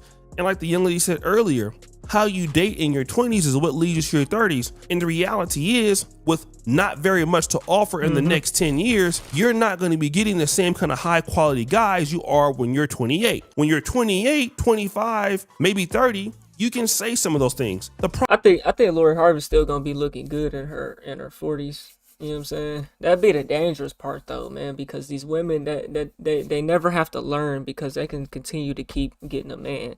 A man that's not shit is not going to keep. That's not necessarily true, though. You know what I'm saying? But most of the time, a man that ain't shit, that don't even look good, you know what I'm saying, is not going to keep getting opportunities with women unless he works on himself. He works on his pockets. You know what I'm saying? Like, works on his health, works on his appearance. Like, Problem is, you just can't say some of those things when you're 35, and with that same attitude and with nothing to offer the guys, they're just not gonna deal with you. And again, Michael B. Jordan keeps giving a reason why people should deal with him. And that is exactly why he's going to continue to be successful. And this is a large reason why Lori Harvey might struggle if she doesn't change her ways, because all of the guys that she has dumped, in this case, Michael B. Jordan, he's a guy that is actually doing better and on a better trajectory than what she is now. I mean, think about it. Michael B. Jordan, if he had the opportunity, wouldn't even talk to her. Have you ever seen a chick that you wish you could just take your clapping back from her? Hell the fuck yes. And that's why as men, you gotta be careful, bro, because some of these women will run around and they will parade that shit, bro. You gotta be careful who you fuck with, bro. I'm gonna tell you what I mean. There was this time I happened to be back home, and I saw this girl that I used to be crazy in love with. She ended up cheating on me and everything like that, and I was real hurt. I was really mad about it and my feelings. But anyways, it was all good. Like I said, I ended up getting over it. So I happened to be back from Europe or whatever. I'm doing pretty good at this point. So I go to Target. Mom's wanted me to go get something, so I went to go get it. I walk into Target and I see her, right? And she's working there. And nothing is wrong with working with Target or anything like that, but like I see her in her current state, and this is a pretty bad state. Similar situation happened to me, bro. I felt like I was used by the shorty, bro. Yeah, I feel like she used me, bro. Don't look nothing like she used to look. She got like 6 or 7 kids from what they telling me. And the baby daddy, it wasn't the guy that she left me for, but she was dealing with a dude, and the dude is now in prison. So, like I said, she's just not doing very well. I end up seeing stupid hoe, and she, in my honest opinion, was doing so down bad that I just didn't go to her aisle where she was a cashier. I felt bad for her. I didn't want her to know that I saw her like this. And again, when she broke up with me, man, fuck that hoe, man. You gotta go walk down on that bitch. You know what I'm saying? And laugh at her. you damn near Hey man, cause you was the good nigga, bro. You can't be the good nigga all the time, bro. Want her to know that I can't saw always her be like the good this. nigga, man. And again, when she broke up with me, especially when she did you bogus. At the time, her friends was telling her she could do better and all of this, and maybe she could at that particular time. But the reality is that right now, she was down bad. I mean, 7 kids later, different dudes as the kids. Oh yeah, you dodged the bullet, my boy. In jail. I mean, she couldn't really estimate, where I was going to be in my life, and a lot of women can't. They can't really estimate where a guy is going to be, and as long as a guy don't have it right now, that's all they matter and all they care about until it's too late. And this is the same thing what happened with Michael B. Jordan and Lori Harvey. She underestimated where the guy was, ended up spinning the block with a dude that she went back to, which is Damson Idris, and Michael B. Jordan is doing way better than the both of them combined right now. So congratulations to Michael B. Jordan. And guys, what do you think? It's your boy Yoshi.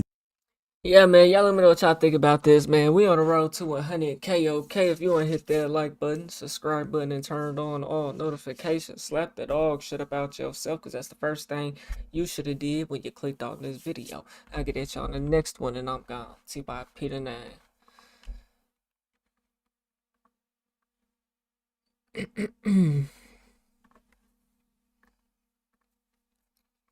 Yeah, man, these hoes is down bad out here, bro.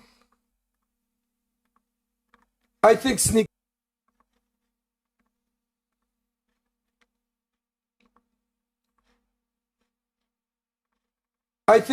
played the song. Yeah. I think Tristan explicitly told me that Sneako played the song. If Sneako played the song, Sneako played the song. I don't think that any of them are deeply anti-Semitic genuinely. I think they're just kids. It gets a reaction. They think they're funny. They're on the internet. I really didn't do anything wrong. I think that as well, but you're guilty by association, Andrew Tate. I think I sold them out, and I'll tell you why. And it makes it look like you feel the same way as well, in this and the third, I think they're just lame dweebs that are doing this for the internet for sure. I think they're funny. They're on the internet. I really didn't do anything wrong. I don't think I sold him out, and I'll tell you why. Firstly, he hasn't been my friend for a very long time. He's not my boy. He's not like Tristan. I hung out with him years ago when he was emulating me, trying to be me. And here goes the fakeness, man. Here goes the fake shit on the internet, bro. Nobody's your friend in this game, bro. They only know each other because they're popping, they're in the algorithm, this, that, and the third, bro. You know what I'm saying?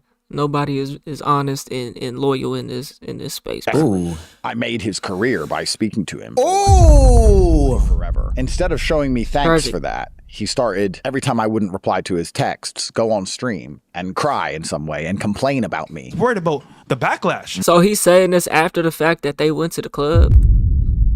Before he was saying, oh, it was us that wanted the song. Why are you now saying it's somebody else? Because you know why? He's folded. Yo, the folded. Oh, Top G, I didn't fold. Snicko, you are worried, my friend. You know how I know? Hey, bro, we're banned from the clubs. What can we do? You are worried, Snicko. But Snicko, what would you want Myron to do? I don't really want to give it attention, but it's pretty clear. It's like this is an embarrassment. I mean, you're supposed to be like the leaders of the masculinity space, just like no principles. You ask for a fight, back down. These are the leaders of the masculinity space. I mean, you're supposed to be like the leaders of the masculinity space, just like supposed no to be, principles. You ask for a fight, back down, in my face, nothing. Say let's fight, no words. Try to squash it. You go behind my back, talk. It's embarrassing. These are the people that are supposed to be accountable. Men need to be accountable. You talk about Andrew Tate. These aren't leaders. These are frauds. Yeah, just like from my perspective. All you niggas are frauds. Finish my monologue. I've never seen this many people switch on me, bro. I've never seen it happen. I don't have a lot of people supporting me right now. There's a lot of pressure. Oh, you thought that they were your real friends. Oh. From a lot of different angles. Perhaps I'm too paranoid. No, it's because you thought you were holier than thou. You thought you were greater, but at the end of the day, you still in a coop. I made a video about the biggest group of losers. Nah, we can't. Andrew Tate, Trista Tate, Snicko, there nothing about them are black passing in no type of way.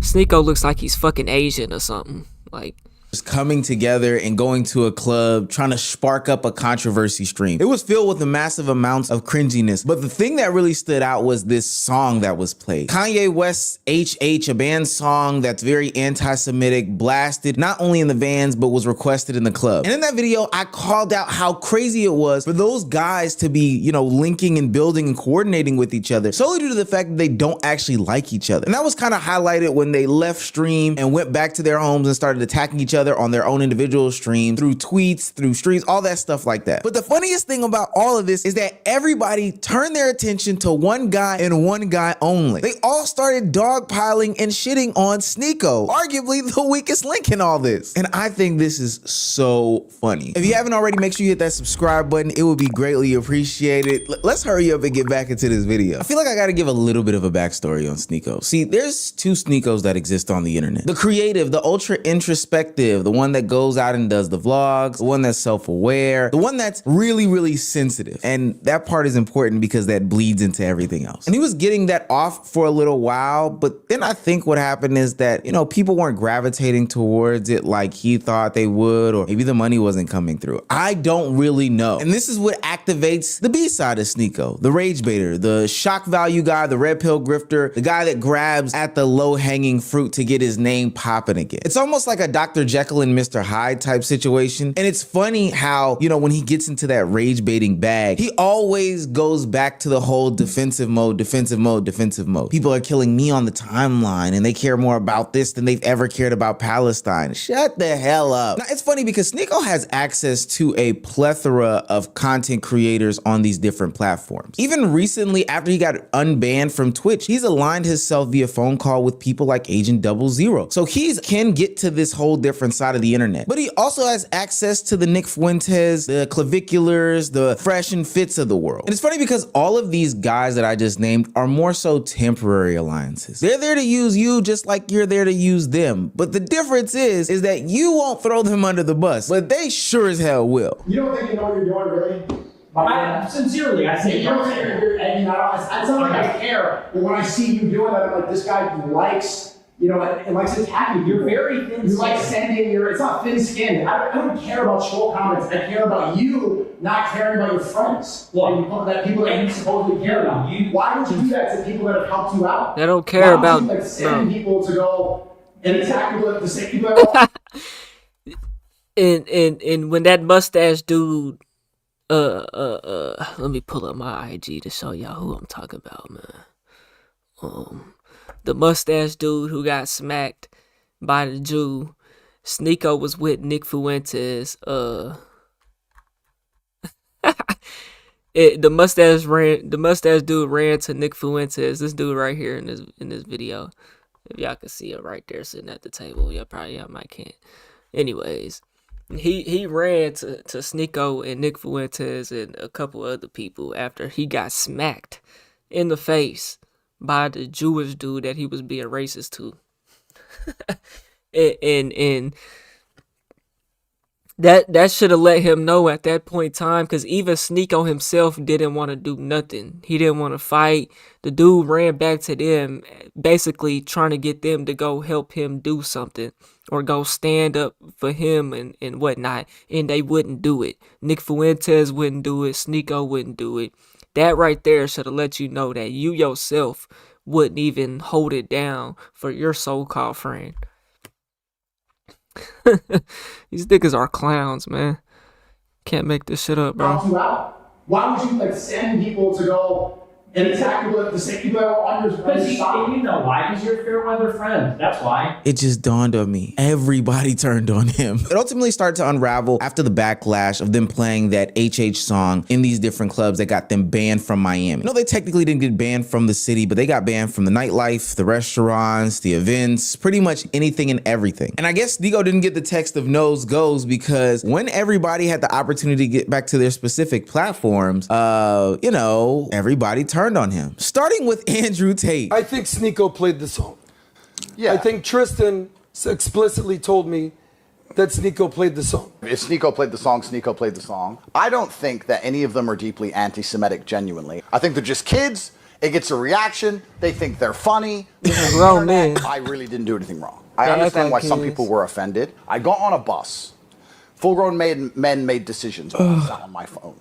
I then got off the bus and stood in a nightclub while other people played songs while I sat on my phone. So it's so clear that songs like this can't be played without meeting genuine power in the world. Oh, that's so funny. That's so hilarious, actually. Now, you would probably expect this. After listening to more of Andrew Tate's spiel about how he even got there, he kind of told this story about how he didn't want to hang out with Sneeko in the first place, which makes a lot of sense. Not too long ago, I covered a video where he and Sneeko were beefing. He got age restricted because of the reasons why they were beefing, but just know they had been at odds with each other. So they weren't really friends in the first place. As told by Tate, they had to beg Andrew to come out that night to even spend time once he found out that Sneeko was there. So I was like, I'm not going to talk to him anymore. So I didn't talk to him for 4 long years. I'm going to avoid this guy because he's just weird. And then I get to Miami, I speak to Clav, and Clav is with Nick Fuentes, and he begs for Sneeko to come. And I said, Sneeko's weird. Begs and begs and begs. That's Here crazy. we are. Who's on the internet insulting me? Sneaky. What a fucking loser.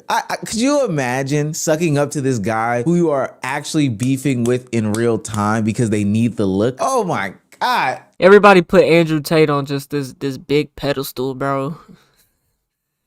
Even the internet fans, bro, you niggas is down bad, bro. What a dickhead. But those are his non-friends. It gets even worse though, because even his friends or people he would say that he aligns with, is cool with, some people that really came up in the same content creation era that he grew up in have even turned their backs on him. Aiden Ross, of all people, who has said things like, yo, I think these jokes are funny. You gotta laugh at your own people sometime. Even he turned his back on Sneeko. They got banned from every fucking club. Are you fucking kidding me? How? Well, I'm not gonna say how. The Miami clubs are all, dude, Miami's all Jews. Like, they're so fucking dumb. They should have done that shit and I don't even know. I think everybody has seen that fucking clip and it's not a one. I could call it now. Myron, Fresh and Fitness, they probably gonna move up out of Miami at this point. I mean, they already don't really be outside like that, but person thing. And I love Sneeko, but I didn't fuck with that clip personally, only because my family saw it. Jeez. They got mad at me. I said, listen, guys, this is just an act. He loves Jews. Sneeko's Jewish. Sneeko's dad loves me. And I'm like, bro, Sneeko. I'm like texting him on the side, like, dude, my mom, my dad. Come on, bro, what are you doing? Guys, the reason why I have such a smile on my face is because Sneeko did all of this. His whole world is falling apart around him. Everybody's throwing him underneath the bus, and he couldn't even commit to the bit. I was watching Young Don's video about this situation. Shout out and Young Don. he highlighted the fact that if you look at Sneeko on that bus while they are playing that song, Sneeko can't even commit to saying the actual words to the song. Juice man! They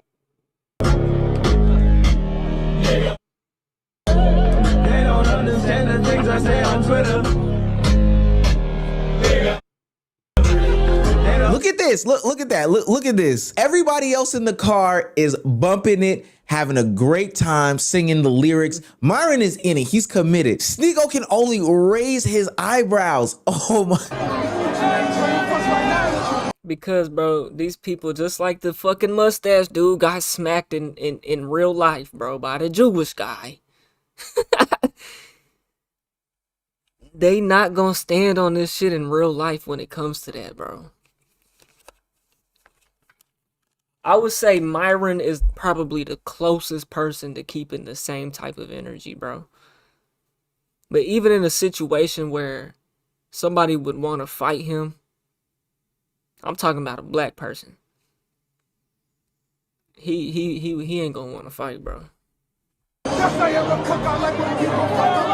And that's them playing it in the club. And Sneeko is saying every other word, verb for verb, bar for bar, line for line, adjective for adjective, noun for noun. But when it comes to the specific anti-Semitic part, he's not even saying it. He's literally avoiding saying it. So if what everybody else is saying holds true, you put that song on for everybody else's enjoyment, for them to get their shit off because you knew it would go viral. Cool, fine, dandy, you're a loser. But what makes you even more of a loser is you couldn't even commit to the bit with him. You couldn't dive head first in it. Why? You wanted some sort of cope. You wanted some sort of escape. You wanted some sort of rationale to be like, I didn't even say the lyric. But then they flipped it on your head, you dickhead. These people that you thought you were gonna be cool with. But after seeing all that, Sneeko is on his like angry tip. Like his reaction is to defend himself by going back at all these people. He first starts off with his normal grift of saying that, yo, people are mad at this, but what about this? If he had to get one tattoo, I know he's Muslim now. If he had to get one tattoo though, I think Sneeko should get whataboutism tattooed across his chest and flex it every single time that he gets into some sort of trouble, because that's always what he reverts to. Aiden is one of my good friends. What he said just sucks. Good friend, you know what he's saying?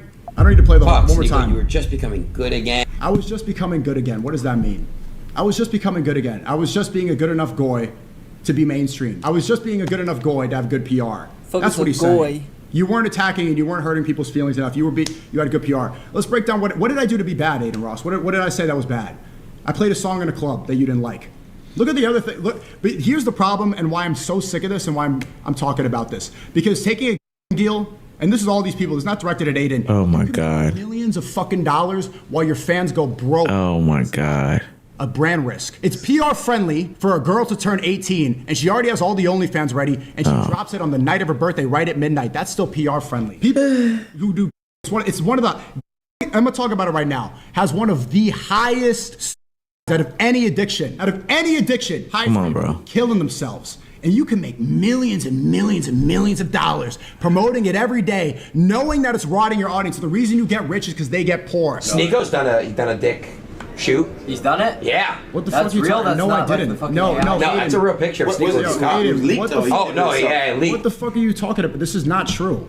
He knows this is not true. Why is he saying this on a stream in front of people? What is?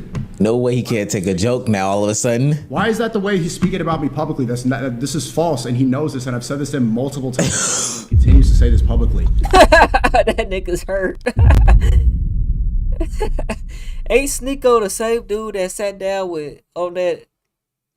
This was the nigga that was talking about he watched another nigga fuck, like he went to some freaky party, some Diddy party, and let a man smack his girl in front of him and said every man needs to do that for like their own mental health type shit. Dude, like this is not how you have your friends back, and this is not how you talk about Kai Cenat or Speed. This is what happens about a lot of these people because I have less clout. They talk about this. Oh. in a negative way because they're incentivized. It's funny because even as I read some of his chat as it scrolls past, they aren't even on Sneako's side. He's losing himself in these conversations, and it's actually pretty funny. But Sneako can't handle this. Like, he feels as though this is disgusting work for real, for real. Why? Because the walls are closing in on him. You see, Sneako suffers from O.J. Simpsonism, a term that I'm trying to coin here. He thought that if he could do all these things adjacent to all these people, that he would be okay. They would always shield him from whatever's going on. But the difference is, Sneako, you can't. Why? Because you've also aligned yourself for the longest time with being black, being that black guy that allows these people to say the N-word. You know, you've always aligned yourself with black culture and black identity. So when the going Sneako ain't nothing about him black, bro. gets tough and the rubber needs to meet. If he grew his hair out, that shit would be straight as fuck. The road, they'll always throw the quote unquote black guy underneath the bus, and you won't jump ship like Myron does or Walter does. You won't do any of that, because granted, they were also in the club saying it. But as we'll show a little bit later, Myron kind of flips script, even on you, gang. But anyway, Sneako is so hurt about this situation with Aiden, what he would consider to be a real friend. Mind you, he's already lost one of his real friends, the one that called him after the whole situation, saying that he was banned from all these Miami nightclubs. So he has to hold on to any semblance of real friends that he can going forward. So I'm banned from everything? That's what I hear. From who? Who said that?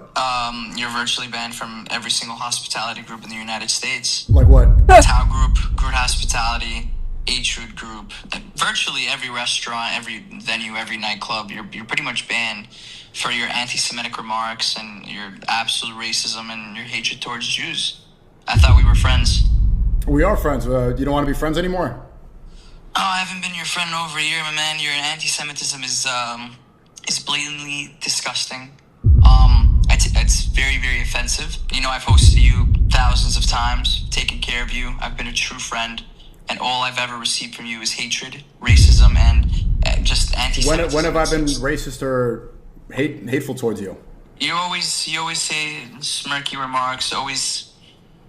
It's always been against Jews. So because Sneako can't handle this, he decides to hop on the phone with Aiden Ross and get to the bottom of this whole situation. And I'm not gonna lie, it makes Sneako look way worse in this situation. You did. So why are you saying I don't know what's going on because I'm a branders? I don't give a fuck about none of that, bro. Pull up. I said that. My point is, I don't think that you talk about me the same way you would talk about Speed or Kai. They're not Sneako. You know I don't talk to them at a close level. I speak to you every day. Right or wrong? Even then, I still don't think it's the same way. I'm not trying to. That's okay. Sneako, you're my close friend. We speak every day. I don't speak to Kai and Speed. What? I want to talk about my friends highly. Like, I want there to be, especially when they're not around it, especially in a situation like this. I expect the same thing. Don't say, oh, Aiden Jew, all this. Don't do that then. See what you're doing? Don't do Aiden Jew what? What are you talking about? Do not do this thing where you need to be consistent. Meaning, are you where am I inconsistent? You just try to compare Kai and Speed to you, bro. No, that's way different. Yikes. Compare you to like Cheezer or Cuff'em. We all crack fucking jokes. What's wrong with that? There's nothing wrong with cracking jokes with your friends. I'm close with you. I'm gonna crack jokes with you. You're gonna crack jokes with me.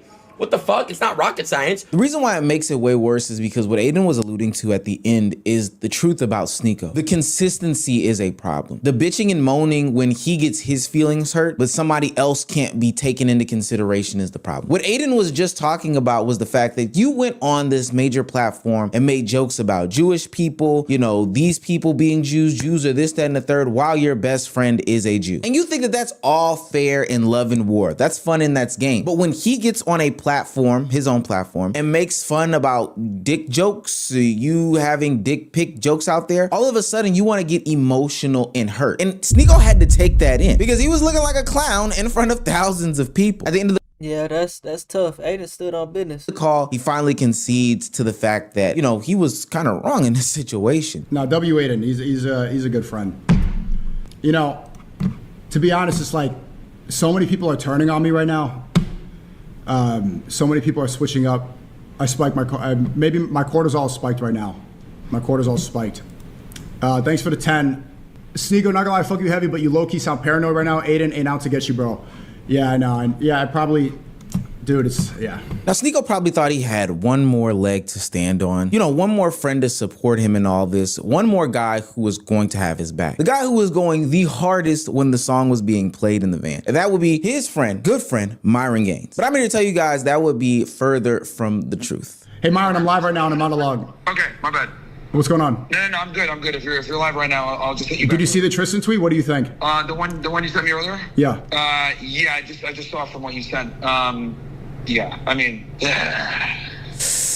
Ooh, in real time. I'll talk. You're on stream, so I'll talk. I could talk to you about it. In real time, finding out. Well, I mean, they talked about it online. What do you think? You don't want to? I mean, it's okay if you don't want to. Yeah, I just wish we kind of handled this. Well, it's already out there. It's already public. Like, he's quote tweeting his lawyer. They're putting it on me. It's already public. It's like there's not something that you solve privately. What lawyer? Ooh, let me say to y'all right now, this is the face of a man who's figuring out that he's about to get snaked. This is the face of a man whose friends turned all against him. And this is the face of a man who realizes that he just royally fucked up. I mean, again, bro, if it was the other way around, I would tell Tristan the same thing, right? Or if he asked me the same thing, like, oh, I'm not sure right now, what are your thoughts on this stuff? Like, yo, I don't, let's try to solve this behind the scenes. Like, I wouldn't, It's not. I know, but it's the curtain's up. It's not behind the scenes. It's like that's not going to happen. All right, I'll talk to you later. Yeah, I didn't know you were live on. It's fine. I'll talk to you. Bye. Sheesh, I didn't know you were alive. Now, this is rich. If anything, Myron goes the hardest on some of the most anti-Semitic stuff that goes on the internet between all of these guys that we're talking about right now. I seen him bump the song. Thanks. I feel like that's really weird. Especially coming from Myron.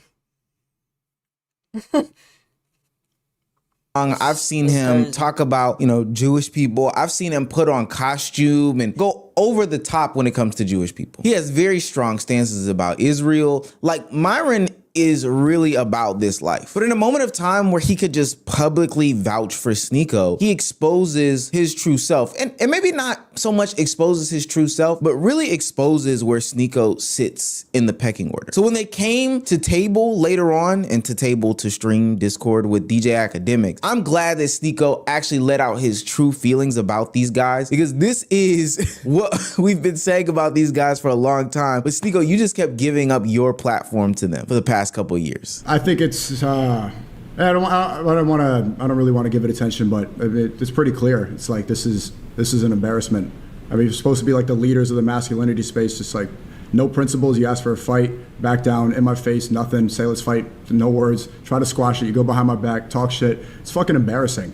These are the people that are supposed to be accountable. Men need to be accountable. Men need to lead. These aren't leaders. These are frauds. These are pussies. It's an embarrassment upon all of us. And especially, I mean, Myron is such a man of real character. It reflects on him. Let me ask you a question. But it's funny because they've always been like this, Sneeko. Again, you have just been a vessel that they've used over the past couple years to get to a younger, more assuming audience. And at this point, I gotta continue to ask, like, what are you gaining from being next to these guys? The thrill and the rush of being in the club for that moment? It got you next to some of the biggest names, probably some of your childhood idols. I remember when you were running around with Kanye West, but now even he's denounced all that stuff and is pushed away from that image. While these guys are sitting on stream with you or promoting the degenerate actions behind closed doors, they were canoodling with the people that you were criticizing. And when put to the test publicly, they threw you under the bus, nigga. And now you're running around scrimping and scramming, trying to come for any platform that talks about you. Yeah, I see you calling out Young Don, nigga. I see you watching my podcast because they put your name in the title when I wasn't there, nigga. We seen all that. Your ego is so bruised that you're going after littler fish. You're going after commentators. You're going after people that don't really matter. You're going after people who are criticizing you when you should be going after the friends that turn their back on you and criticize you in public. But I already know what's gonna happen next. You'll forgive them. Why? Because you need the look. Right now, you'll get it off by reacting to Young Don, or hell, maybe even this video. But that won't get you the look that you're looking for. This will die down after a little while. You'll find a new place to get your anti-Semitism off. I can guarantee you'll do another hangout with these same people because you like these lashings. You like being punished. You have a punishment king. They thought you were just everybody's the cuck, but you like to get spanked around as well. It's actually kind of it's actually very embarrassing. This digital footprint, boy, it is hard to beat, especially when you're not trying to move away from your past, separate from it, acknowledge it and move on. That's what the others did. They just acknowledged it and moved on, but you continue to defend it. So you'll continue to get your lashing. Coming from Myron, that's really crazy though, honestly. I agree with what he said. They'll probably all be still hanging around each other at some point. There's no loyalty in this game, bro. Everybody's gonna be quick to talk shit about the next person. You know what I'm saying? In a snap of a finger, bro. You know what I'm saying? All it takes is just one little incident, one little scenario. Now everybody's banned from the club, from the city, from this and that. And now it's like, oh, you're the one played it in the club. So they're going to point the fingers on you. Because why did you do that? Y'all could have left it in the limo or the party bus, whatever the fuck. You know what I'm saying? That just goes to show, once again, bro. I say this all the time, bro, in a lot of my videos. None of these motherfuckers are real friends, bro. They don't know each other. They didn't grow up with each other. They share similar views on the internet, bro. And that's all it's ever gonna be, bro. You know what I'm saying? So they collab and then they get around each other and think that they're real friends and wonder why now they're getting talked shit about or they're falling out and this, that, and the third, bro. You know what I'm saying? It seems to me that y'all didn't have this in real life yet with people with your friends that you had before the internet, this, that, and the third. In my life, nigga, I've already weeded out people that I know is not. I don't hang around people that I have to be fake around. I don't participate in none of that shit. I don't want nobody around me that ain't really got my best interest. You know what I'm saying? This, that, and the third. Like, I already know all that shit, bro. No nigga that I would meet off this internet, bro, would I expect anything highly of them or that other than the fact that they're probably gonna switch on me, fold on me, set me up in some type of way. And you shouldn't think other about myself. You know what I'm saying? Like, you shouldn't expect that I'm just gonna also be your friend either, nigga. You know what I'm saying? We might can meet, dap it up, kick it one time, cool, okay. Outside of that, nigga, I don't know you though, nigga. You know what I'm saying? I'm from the streets, nigga. I'm from the struggle, nigga. So I already know this shit, bro. You know what I'm saying? I done already been through enough. You know what I'm saying? To know that I gotta watch my back. I gotta have my own best interest. You know? Cause ain't nobody else got my best interest. That's why I don't got nobody around me now, nigga. That's why ain't nobody helping me grind. Ain't nobody putting in this work with me. I'm doing this shit by myself. And will keep doing it by myself. You know what I'm saying? I don't trust nobody, bro. I can't even trust having a girlfriend, my nigga. That she gonna hold it down. That she gonna be real. That she gonna help me achieve my goals or help me out with my grind. You know what I'm saying? Although I'm there to help you with your grind and what you got going on. You know what I'm saying? I already expect people not to do nothing for me. Because ain't nobody ever done anything for me. That's why I don't got nobody around me now. So y'all let me know what y'all think, man. We on the road to 100K, okay? If you want to hit that like button, subscribe button, and turn on all notifications, slap the dog shit about yourself. Because that's the first thing you should have did when you clicked on this video. I'll get at you on the next one, and I'm gone. TYP the name.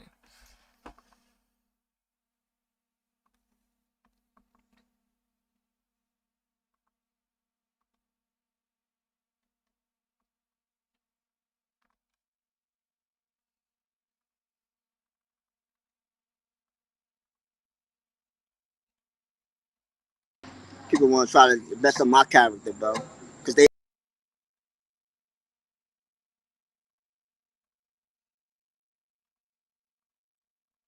people want to try to mess up my character, bro. Because they envious of me because I'm the broke traveler for this whole time. Got 207 people in the building by just chilling, just being myself. You hear me? You hear me? The last month has not been favorable for the Passport Bros, especially in Latin America. We all heard about Floyd Wallace Jr. and what he was arrested for in Brazil for doing some really heinous things to people under 18. Let's just put that. Damn. And so there have also been YouTubers who have lost their YouTube channel for being a part of the Passport Bros. One was Giamo Jackson Carter. Thank God. You lose your channel. And then there was the homie Skylar Duran, who I really don't think should have been banned. But there is a guy who probably should be, and his name is NYC The Future. Woo! Now, NYC The Future is a guy from NYC. I believe he's 44 years old, and he's in the new era of travel bros or passport bro YouTubers who he's 44, 45. will do anything to get money, even beg and have live stream fundraisers to get other people. Yeah, I don't never want to be this type of nigga, bro. You know what I'm saying? I make little videos about, like I just made a little video about Lori Harvey. I don't want to be the nigga though, like, you know what I'm saying? I ain't gonna be that nigga. I already know I ain't. You know what I'm saying? But I couldn't be this nigga. That's what I'm saying. You know what I'm saying? 40-something years old, your ass over here, call yourself a passport bro, nigga. Get the fuck out of here, goofy. People to pay for his trip. He's very similar to Rello in that regard. And he also is controversial. I had a whole video yesterday, y'all. And I told her I private the video, so I'm about to go downstairs. The police about to be here. The police I gave her the money. Or somebody must have messaged her on WhatsApp. Wait. What? I'm not recording you. I'm not. It's just me and that. I'm not recording. What happened? I did not do nothing to get in trouble for police. Why police? Now, in this clip, it seems like he was recording some lady. I don't know if he was clapping, but she called the police. Maybe he put this on the internet because he was trying to save himself.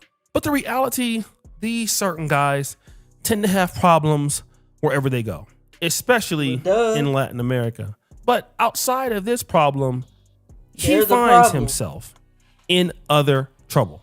Condone you speaking to an 18-year-old girl when you're 44 years old, let alone you talking to a girl who is actually 17 and you admittedly said on your own live stream that she looked like she was 16, 17 and you still went for it. Bro, you smoked yourself, bro. You know what I'm saying? So that's just kind of how I feel about that. That's kind of self-explanatory. There really is nothing else for me to say about that. I want to give a shout out to the Homies Hub. You guys got to check him out. He's a really, really good YouTuber from New York City.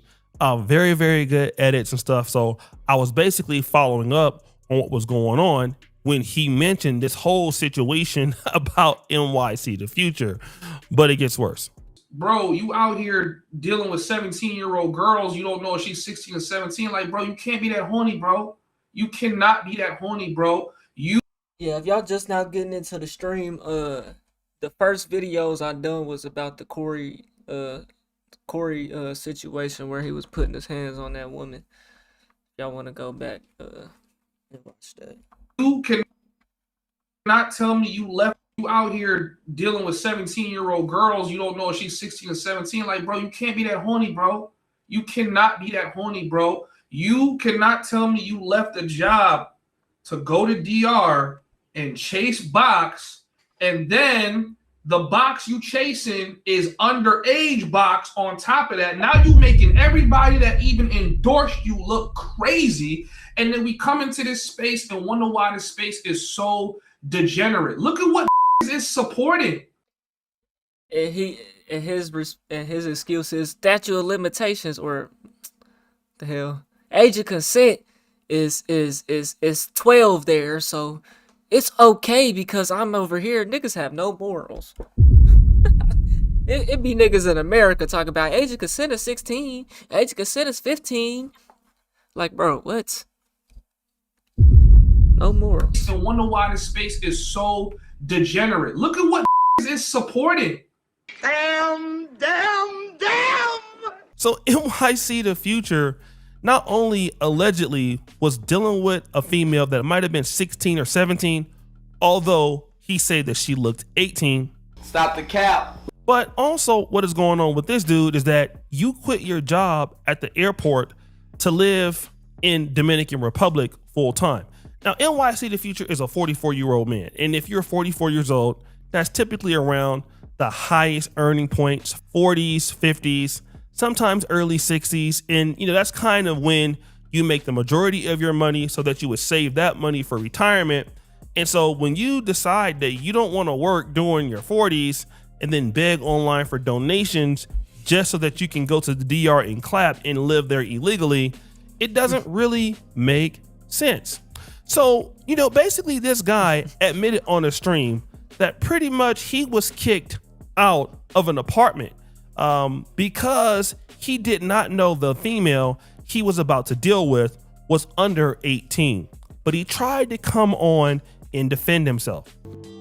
Look young. Okay, that's where we're at. So you met her, she looked young, but she told you she was. And how did this even come out? How did people even know about this? Because he recorded it himself. Was 18. So keep walking us through what happened. So you met her, y'all hung out. What happened after that, Future? Right, y'all hung out. What happened? So after that, okay, then obviously with the IDs thing, then he's looking because he wanted to. Supposedly, he said that this is his first time ever meeting that girl that I was talking to, right? Supposedly, that's his first time seeing her, right?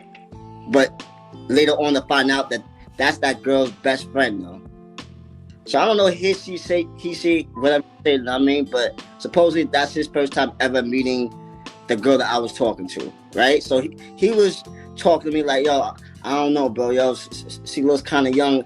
And then he takes out the IDs and verifies it and says, okay, yeah, the girl that I'm talking to is 18. So he's seeing that the owner said, oh yeah, he checked the girl's ID and the girl's 18. Well, there is some level of evidence that the owner of this apartment that kicked him out found out that NYC the Future, he was dealing with a lady that was not 18. Bro, you're 44, bro. Why are you even playing? Why do niggas... I be watching them Gideon videos. They always say, she told me she was 18. Bro, you're 55. Why are you playing on the thinnest line possible, bro?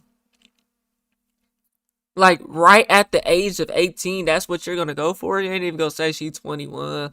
Bro, if you over the age of 21, you should not be talking to nobody that's under the age of 21. You know what I'm saying? Maybe 20. Definitely not teens, though, bro. Nothing teens, bro. I'm 20. I'm going to be 26 in April. 21 plus. It's been 21 plus since I was 23, nigga. 22 since I was 21, nigga. You know what I'm saying? Like,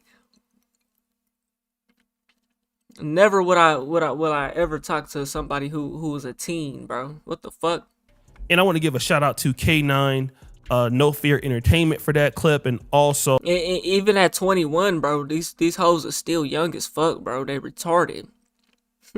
They don't have their head on their shoulders. Razor Ray's YouTube channel for sourcing this information. So everybody's been after this guy in the Passport Bro space because normally these are the dudes that take the space down. If you see what happened with Jay Rello, these are guys who don't have a lot of money. Floyd, all these dudes beg for money, and they're the ones that actually make the most crimes overseas or commit the most chaos. If you look at Jay Rello, he always begged for money, had no real employment. We saw what he did in Kenya. Floyd Wallace Jr., the same thing. Always begging for money online, scamming people. He goes to Brazil, doing the same thing. Now, this guy has the same particular economic situation as the other two. And we've already seen that he's been having some trouble in the Dominican Republic. Not because of what I'm making up, but because of what you see right here. And then when people are roasting him up for his behavior, here's what the guy is doing. Yo, Brown Mocha, appreciate the sub, my guy. I'm gonna let y'all carry whatever narrative y'all got, cause some of y'all got nothing else better to do. I'm the only topic, you know what I mean? So, you know what I mean? If y'all need to get y'all views up, get y'all videos up. I'm seeing people I never even heard of make videos. I'm like, yo. You predator. Hey, have fun, enjoy yourself, man. We are. Thank me later, though. Yeah, thank you for this good laugh. Thank me later for y'all views and whatever y'all get, man. Subs and stuff like that. Thank me later. Thank you. Later, thank you.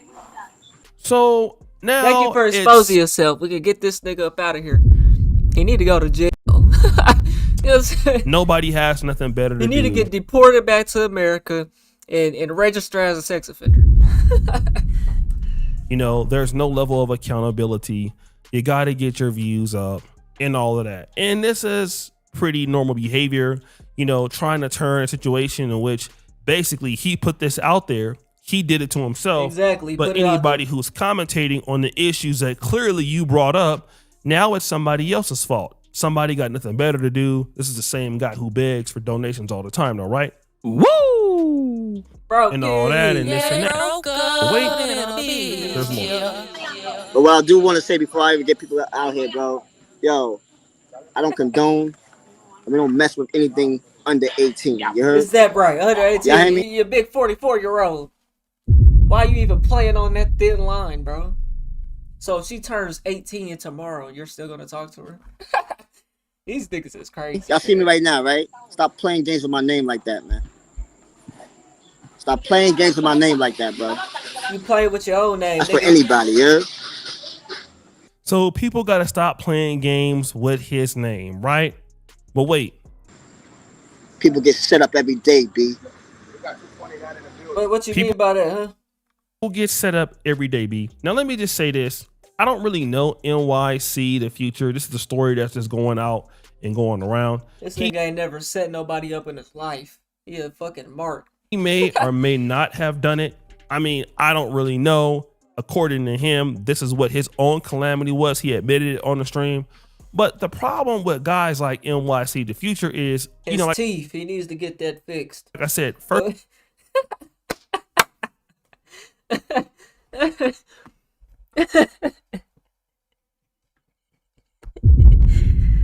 Come on, I don't really know. According to him, this is what his own calamity was. He admitted it on the stream.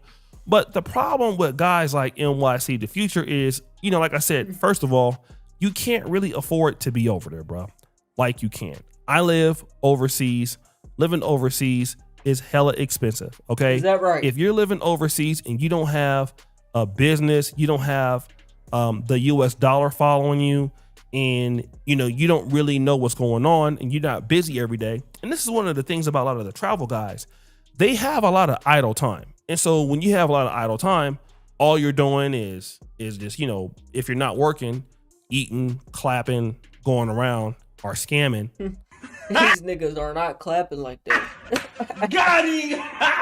And they ain't even eating like that neither, because they broke. Yeah, they broke up in a beat. You're not really doing anything productive, because if you do have a business overseas, you're typically going to work a lot harder than anybody else. Being overseas, dealing with, power outages, dealing with, rain and they local ass water, it's just hard to be there. So, and especially if you're living in a place where people don't speak the language, it's a challenging thing to do. And so if you're profitable overseas, you're busy. The problem with this guy is he doesn't have anything going on. So when something happens over there and it comes, to that level, automatically the passport bro's got a bad reputation. A guy like this that is, begging for money sometimes, raising money to do what he's doing, he's going to have a problem. And what he should do, I'm not saying he's guilty or not, but what he needs to do is leave. He should try to get his job back and build himself up in America. Like I said, it makes a big difference for guys. If you are an American, you live in the United States of America, and you're successful in America, you have a much better opportunity of being successful overseas. If you're unsuccessful in the greatest country in the world, when you get overseas, you're going to be unsuccessful too. Is that right? Because the United States has unlimited damn near resources for if you want to get your stuff together. The dollar is strong.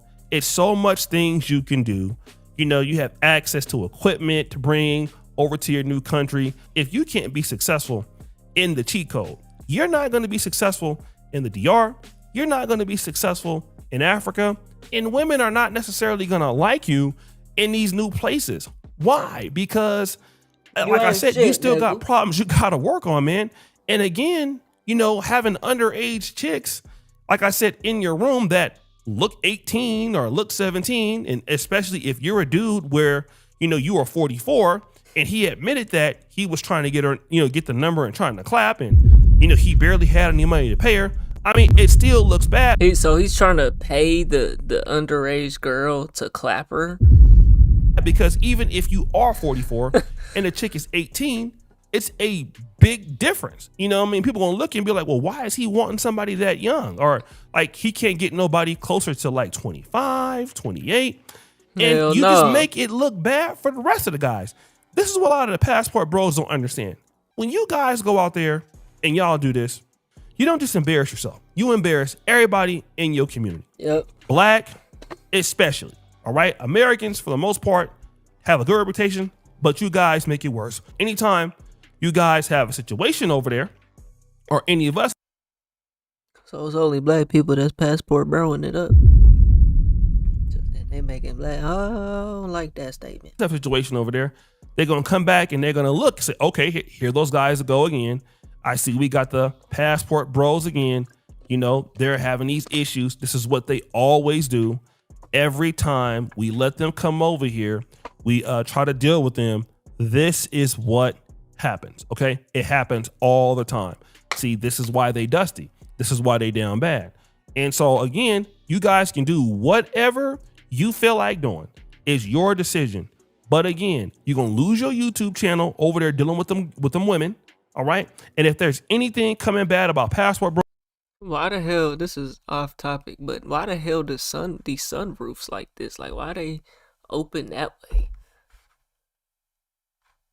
I ain't never seen no shit like that. Bros, they knocking people down. They knocking down folks off of Airbnb already. They taking your channels just being associated. So brothers got to really, really be careful out there because the stigma is out there and it is not good. So guys, what do you think? So guys, y'all let me know what y'all think, man. We on the road to 100K, okay? If you want to hit that like button, subscribe button, and turn on all notifications, slap the dog shit about yourself. Because that's the first thing you should have did when you clicked on this video. I'll get at y'all in the next one, and I'm gone. TYP the name.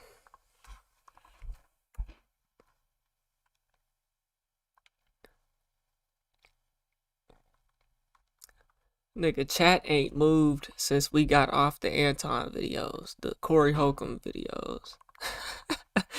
Nigga, chat ain't moved since, nigga. Y'all niggas just in this bitch, just chilling.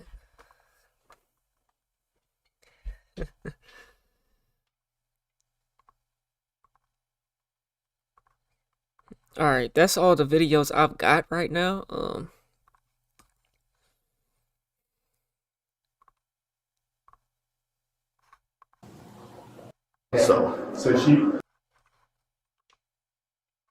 He was born into a life of power, affection. Transit police pulled them over. They hit the jacking pins. It was a horrific escalation. Raul had now murdered a police officer. But the other cop.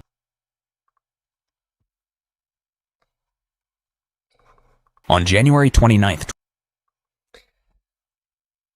I guess we'll do this one. I wanted to do a body cam. I wanted to do something different though. On January 20th. One. I want to do like I've been finishing off the other streams. This stream ain't gonna be as long as the other ones, man, cause I gotta kind of get my sleep schedule back right. I only been getting like at best 5 hours of sleep, bro. I think last night I went to sleep at 5 o'clock, woke up at 8 o'clock, 9 o'clock, something like that. Then I took a nap at like, what was that? Probably like 5 o'clock for an hour and a half at most. So my sleep, I'm still running though. I'm running fine.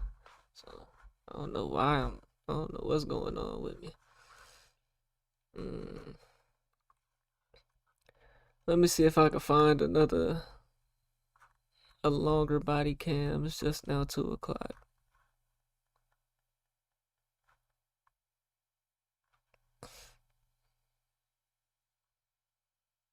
It said an hour and a half. You said you see blood? Oh boy. There's a lot of blood. 25. In Cedar Rapids, Iowa, an officer on patrol received a That shit too long to do right now. I would do it though.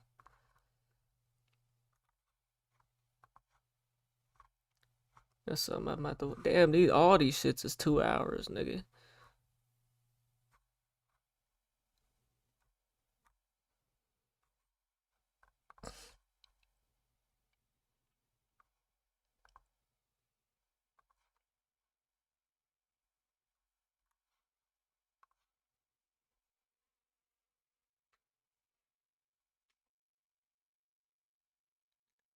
Judge Joe Brown breaks down the Anton Daniels versus Corey Holcomb drama.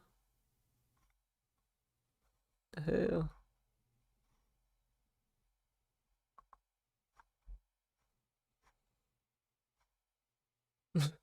Judge Joe Brown is making YouTube videos. The hell.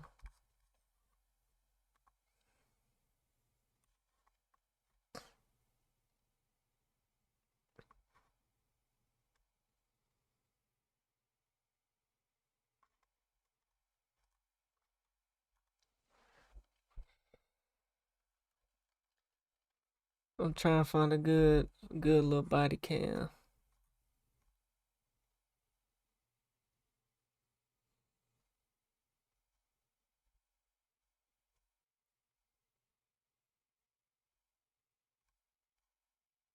High school prank kills mom of 4. Just got 1 million in 1 day. That's very good for this channel here. So it must be crazy. It's 36 minutes. What we want to know was.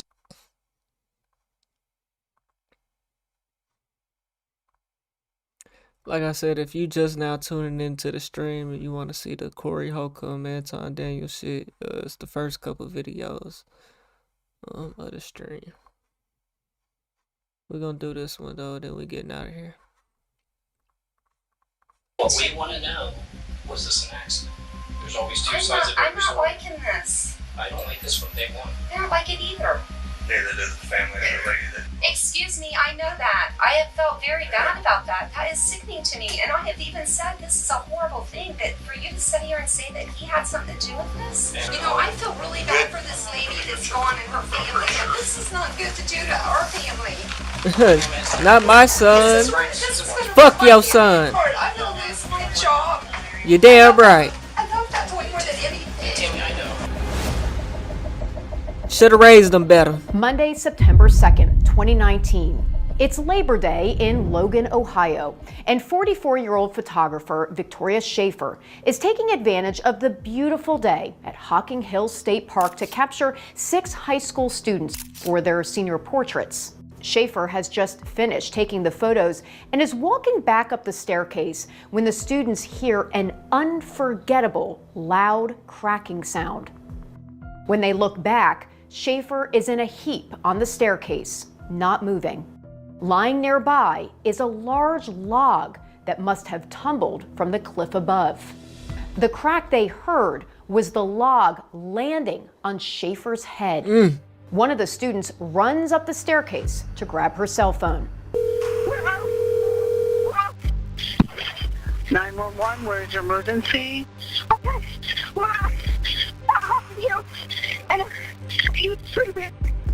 Tell this lady. You got to. Okay, take a breath. You're at Old Man's Cave? Yes. Okay, and what happened? A tree branch fell on her. A tree branch fell on someone. Yes. Okay. You went back for free. When rescue crews arrive, they find Schaefer, a mother of 4, dead, most likely killed instantly by the falling log. Since this is a state park, officers with the Ohio Department of Natural Resources are the first investigators on the scene. Detective Robinson, Hocking County Sheriff's Office. Today's date, September 3rd, 2019. Time is now approximately 11:29. Presence myself with Detective Investigator Troy Newman with ODNR. As they inspect the scene, they notice the log that killed Schaefer is almost exactly 6 feet long, weighing approximately 75 pounds. It appears to be weathered with clean cuts. This tells them it didn't just fall off a dead tree. They head to the top of the cliff to try to find out where the log came from. We're right above the top of Old Man's Cave is what I know this as. It definitely didn't just fall. On top of here, to my left, there's a walkway where the tunnel would be located. In front of us is where the tree stump was located, and we'll be doing a walk through here.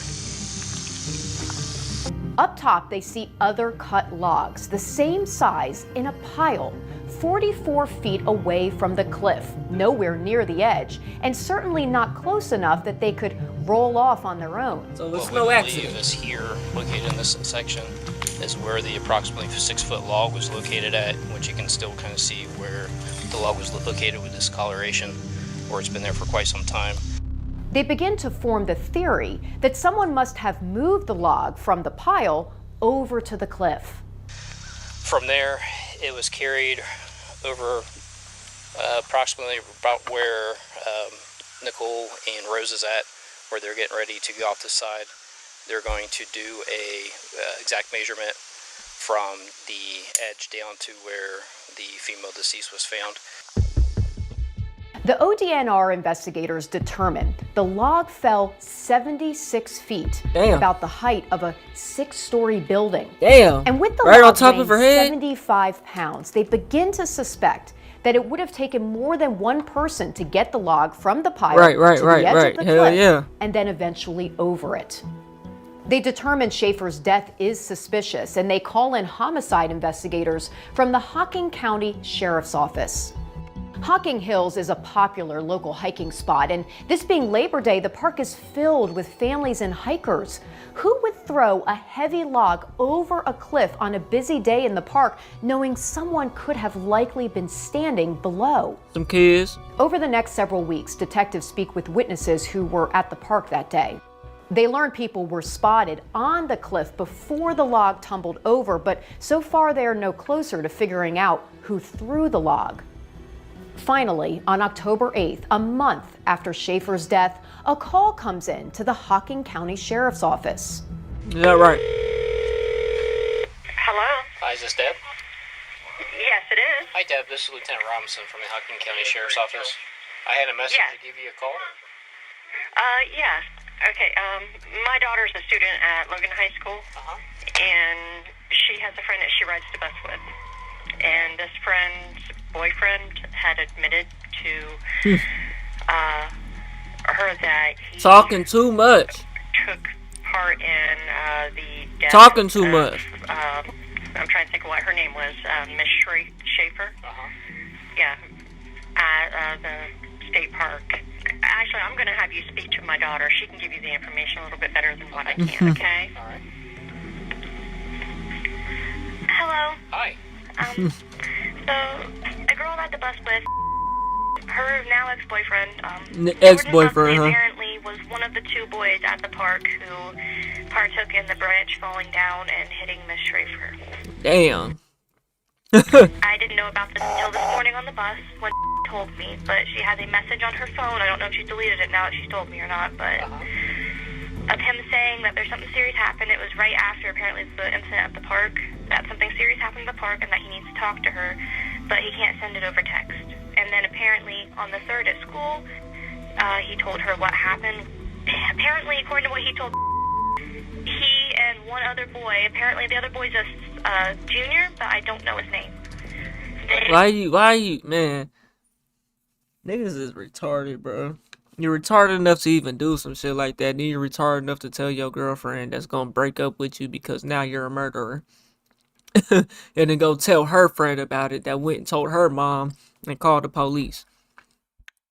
Stupid. Lock them up and throw away the key. We're at the park and they were messing around with the branch, and that's how it fell and hit Miss Schaefer. Do you have a phone number for Jordan? I do not, and I don't know his social media. I'm not allowed to have social media myself, so. Good parent. What grade to you in? 10th. Hocking County Sheriff's Detective Dustin Robeson and ODNR investigator Troy Newman head to Jordan Buckley's high school and bring him into a conference room for questioning. The first thing they notice is that he has an injury to his hand. Smiling and shit, nigga.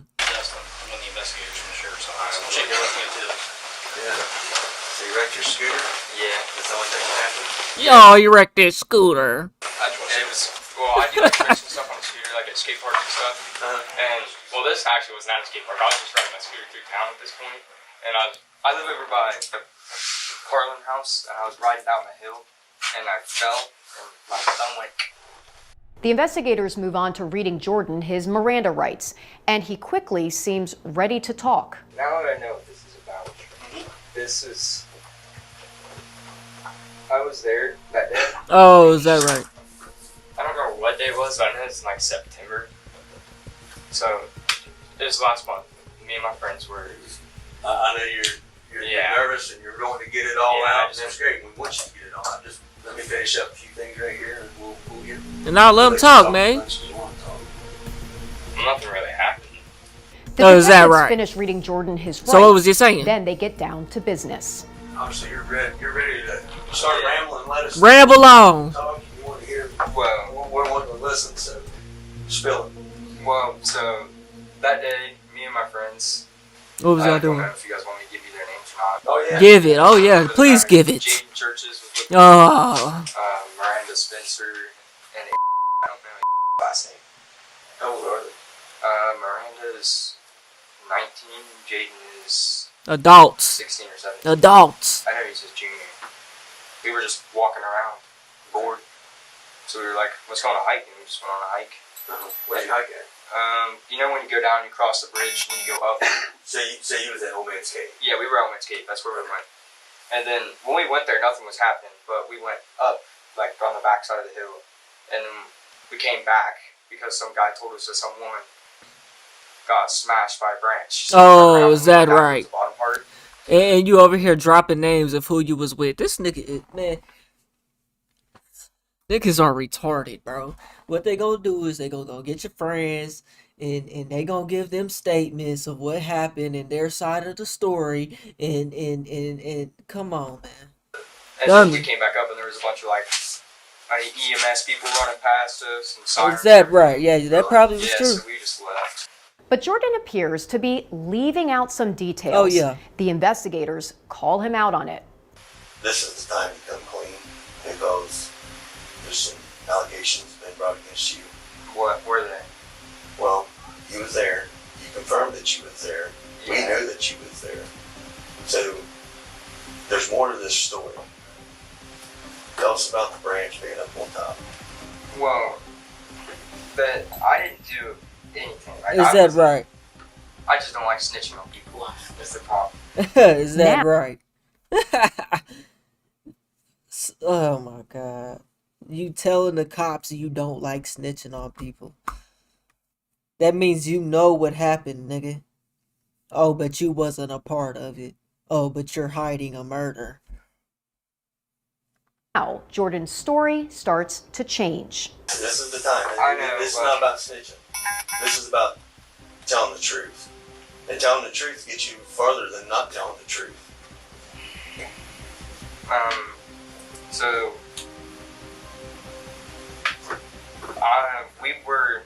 me and Jaden walked all the way farther down, like clear to the end, not where the metal bridge is. This guy did say that to us, but we did end up going back down.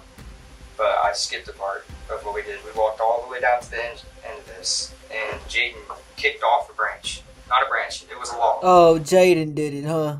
Fucking snitch. It was a big log, like... And he didn't do it by himself. Fuck, nigga. This You helped him. Fuck, nigga. Tell him you helped him. Over here. Oh, Jaden kicked the branch off. Oh, by himself. Is that right? That big 6 foot tree log, huh?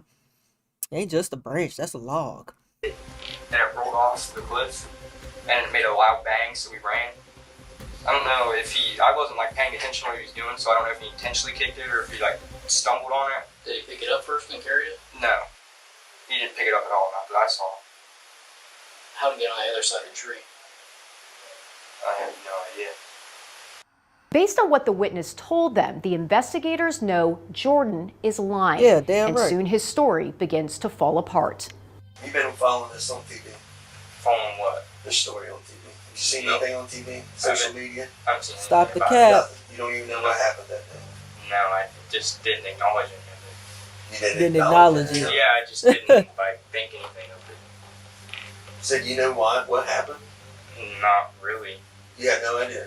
Not really. So when you sent a text to your girlfriend at the time, I mean, yeah, I knew what happened, but I Is that didn't right? know what happened to cause that, like completely what happened. Like I was there with my friends, but I wasn't the one that did it. But you, nigga, you know, you said he kicked the fucking brain, but you don't know how it happened. But you was there with your oh my god. And I know that it killed He has no care in the world. He really doesn't care. He gonna be crying in that fucking cell. He gonna be crying in the holding tank. He gonna be crying as soon as he gets put in handcuffs. Maybe not. We'll see. the woman when it fell down on her, and I heard the loud bang, and I saw Jaden run, and I was running with Jaden. so why didn't you call 911? Why didn't you do anything? Because I was freaking out, and I thought I was gonna get in trouble for it, Oh, you're definitely getting in trouble for it. and I didn't want to get charges pressed against me for like involuntary manslaughter or something. So you have researched this? No, I just Yeah. know a lot. Why are you saying involuntary manslaughter? Before, and it's not fun. So I tried to like not even like deal with it at all. So you just want to block it Doofus. out? Yeah, basically. Doofus. Act like it never happened. Jordan's lies tumble out one by one, but nothing gets past the investigators. You and Jane talked any more about this? Nope. You guys didn't make a pact and say we got to keep this a secret? Well, yeah, we did say that. That's why I told you that story. But then after I realized the severity of it, I could get in a lot more trouble for his actions if I'm the one not doing anything. Because I was tipped off So, you was tipped off. already. So why you didn't go to the police and say something about it? But they had to come to you. That this was going to happen, but I didn't. Someone told me that told you guys about all this, so I kind of knew what it was about. So I kind of texted Jaden and was like, "Dude, something's going to happen. We're going to get caught." I said, "I don't know what you want me to say, but I'm not getting in trouble for you." I said, "I won't tell them, but if they ask me, I'm not going to completely lie and get myself in trouble." And then Fucking dummies. he said, "Okay, I'm not really worried about it." At this point, the school has brought Jaden Churchhouse and his mother into another room to wait while they talk to Jordan. So when you guys talk to Jaden, he's probably going to come in here and plead the fifth. So what's pleading the fifth? Like he might not say anything. He might say nothing happened. So And he'll then- say this was you that did it? No, he won't say that because he knows I didn't do it. Oh my god, bro. Nobody's your friend. Who's real friends in this world, man? When you know you picked that fucking branch up with him and then you gonna say, he done it. I didn't actually have nothing to do with it though. I know he did it, but I just didn't say nothing until I said something to my girlfriend. And now I'm saying something because y'all came and found me, but I was never gonna come to y'all and say nothing. Fucking dummy. He's in trouble. Why wouldn't you say that you did it? I don't know. If he says I did it, I'll be like, no, I did not do that. Did Jaden say he did it? Yeah, Jaden's told me that he did it before. What did the girl say? Yeah, he said that in front of me. Okay, so the girl said- would say... He said I already caught a body by the age of 16. So he more thought of it as funny. He said what? I already got a body at the age of 16. You think this is funny? I don't think it's funny. I think that's the only reason why I'm telling He thinks it's funny. They oh my god, I already know they listen to Lil Durk or some fucking dumb shit. you this. I think it's Fucking baby Tron listeners. serious. Very serious. Someone lost their life for someone being stupid and messing around. Nah, they listen to David. They listen to David. The nigga that killed Celeste. his 14-year-old, 12-year-old girlfriend that still ain't went to jail. That's who they listen to. After talking to Jordan for nearly an hour, the detectives leave. Jordan seems unbothered while he waits. When the investigators come back in, Jordan wants to show them what he was wearing that day. He tells them he and Jaden took a selfie while they were at the park, but they noticed something unsettling about the photo. What's Was that before or after? That was after he did it. Their day was so eventful, it would seem, that they wanted to remember it with a selfie. Then, as Jordan is showing the detectives where he was standing when Jaden kicked the log over the ledge, he says something even more disturbing. I have to say something because this is just I was just being retarded. I told that I did do this with him, but I did not. I was just trying to act cool in front of her because I thought it was cool, but it's not after I realized the severity of it. Yeah, after you're getting talked to by police. Fucking doofus. You know what police gonna get you? Charged with murder. I know, but that's what I'm saying. If it comes down to it, I would literally take a lie detector test for this. Like, if you guys do not believe me, A lie I will 100% detector, huh? take a lie detector test, and I 100% will prove to you that I had nothing to do with it, and I did not kick or touch that log. Why didn't you stick and say something? Because I don't know. I was freaked out about it because I thought it was just all going to go away and everybody would have forgot about it. You don't forget about a death? No.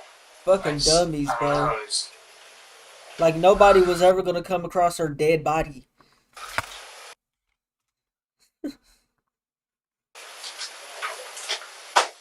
ever see what a woman looks like with her head bashed open? No. You want to see it? You want to see it? Yeah, that's the thing. I bet you do. Irresponsible act. I know. 4 kids without a mom. Husband without a wife. Grow up. It's time to grow up right now. Did you touch that wall?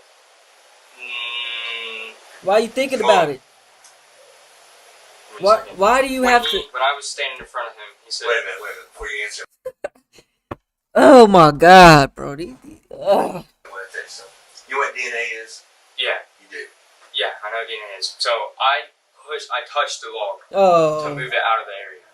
But Move it out of the area. To move it, it was right in between these trees, and he pushed it out. And then I helped him push it out, but he kicked it down. I didn't kick it. So I did touch the log. So you helped him? No, I didn't. Bro, just stop. know he was going to kick it off. But I helped him pull it out, yeah. Around 2:20. You helped him get the log, but he pushed it off that cliff by himself. Right. 20 p.m. detectives get word that Jordan's Do you realize you just admitted to participating in that? You moved the fucking log to do at some point you moved the log, bro. It ain't like you just sat there, he moved it, picked up that big ass, heavy ass log by himself and threw it, and you watched him do it and you was like, bro, that's not cool, nothing like that. That's a little bit different. Then you might not even be fuck around get charged. But now you actually admitting to motherfucking moving the log, my nigga. Why are you saying that you moved the log in any way, bro? Dummy. Pull it out, yeah.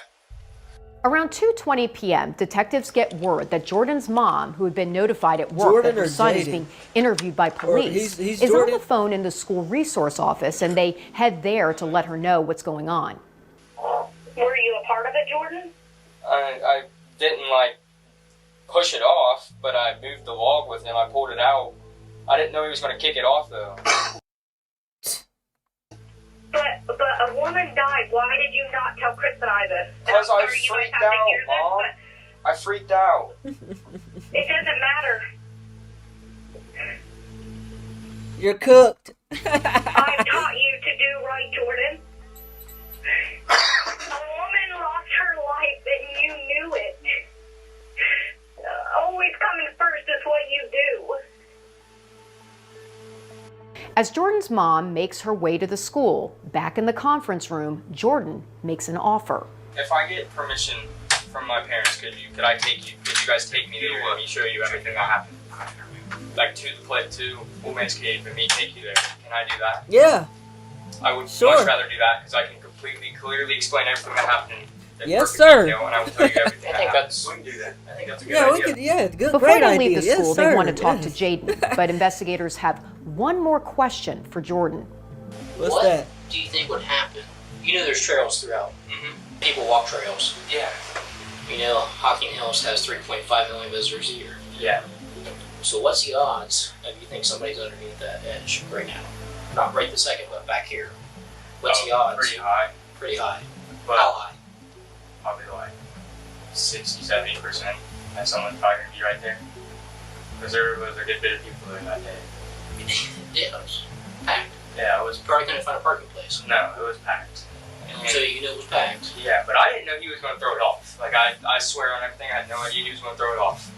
They collect a DNA swab from Jordan and make plans to bring him back to the park later that day. Next, they bring Jaden and his mother into the conference room, and Jaden's mom is already fired up. I was in a good mood when I got here. I sat in here for 2 hours. Yeah, we're sorry. You were in there. Are you kidding me? I've been sitting in there for 2 hours waiting on you guys. Oh, we were busy doing something. I know.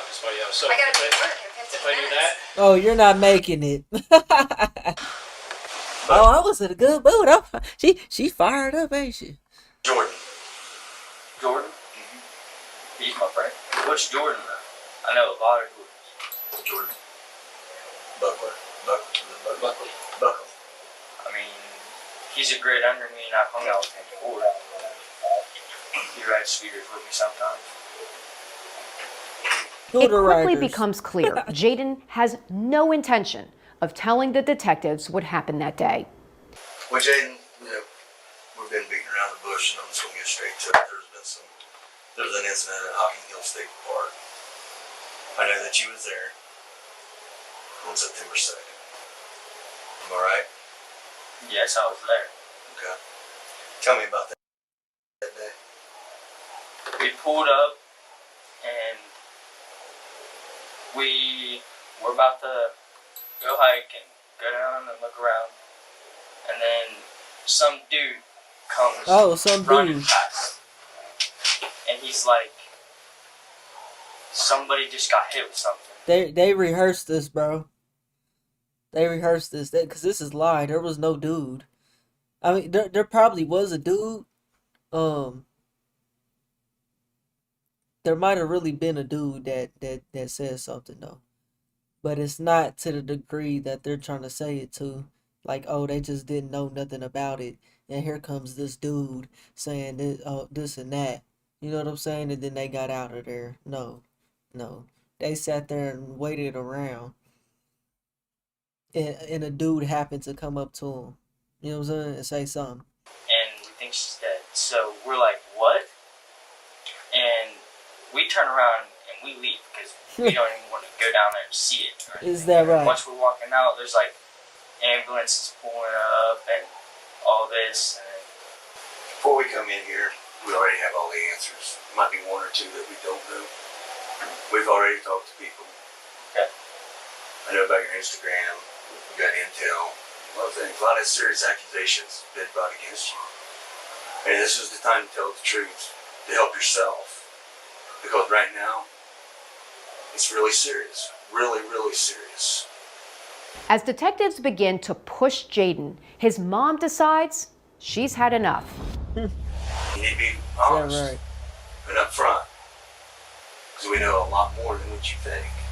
All right? Then you need to talk to me, sir, in private. Was this an accident? Because he's underage. He's underage, and it sounds like you know exactly what happened. So maybe you should go tell me exactly what happened, and then This is fucking in private setting. What do you don't want to talk in front of him? Oh my God, these mothers, bro. I will talk to him. Because I don't like you saying that you knew what happened. Yes, And we do know. okay, then you know who did it and what happened. So good, then we'll go in the other room and you can tell me. Bitch, you ain't running shit. Who the fuck, bitch? You ain't running shit here. Participated in This this. is not how and this is going to work. No, you're damn right. not. No. Not at all. Your son did something that resulted in a death of a lady. No. Yes, ma'am. No. Yes. That beyond a shadow of a doubt. Then somebody ought to be proving it to me before they're saying something like that to him, because that is very upsetting. You're sitting right there, dumb bitch. We want to know, was this an accident? There's always two sides of every I'm not story. liking this. I don't like this from day one. I don't like it either. Neither does the family of the lady that. Excuse me, I know that. I feel very bad about that. That is sickening to me. And I have even said this is a horrible thing, that for you to sit here and say that he had something to do with He this. did. Detectives push on, and this time Jaden chooses a different path. But I want to know, was this an accident? Or is this something that you meant to do? Because that's a big difference. If this is an accident, or you weren't trying to do this, is one thing. I didn't do it. I was there. Okay. So tell me what happened, step by step. Like, basically what I was saying. When we walked up by the stairs. See, his friend Jordan could have kept it just like he kept it, and that would have helped him a little bit. But dude already told the girl and whatnot they was gonna do it. They was gonna get their ass regardless. But dude, he don't even know that his friend already told him that he done it. He the one kicked the log, but the friend didn't have nothing to do with it. Right. But listen, there's also a third person that was there, Miranda. They ain't even talked to Miranda yet. I'm not gonna say. And Miranda's older than them, I think. You have to say names. Jordan walks, like, we were walking. Oh, is he gonna blame Jordan? And then there was this log, and he kicks it. Oh! And it starts to slide. Oh! So you're saying Jordan kicked it, and then it slid, and then we left. Did you touch the log? Because we've talked to Jordan, Miranda, and Oh, they talked to Miranda. they all said you're the one that did it. I grabbed the log. Okay, so you touched the log. I touched it, but I did not kick it off or throw it off.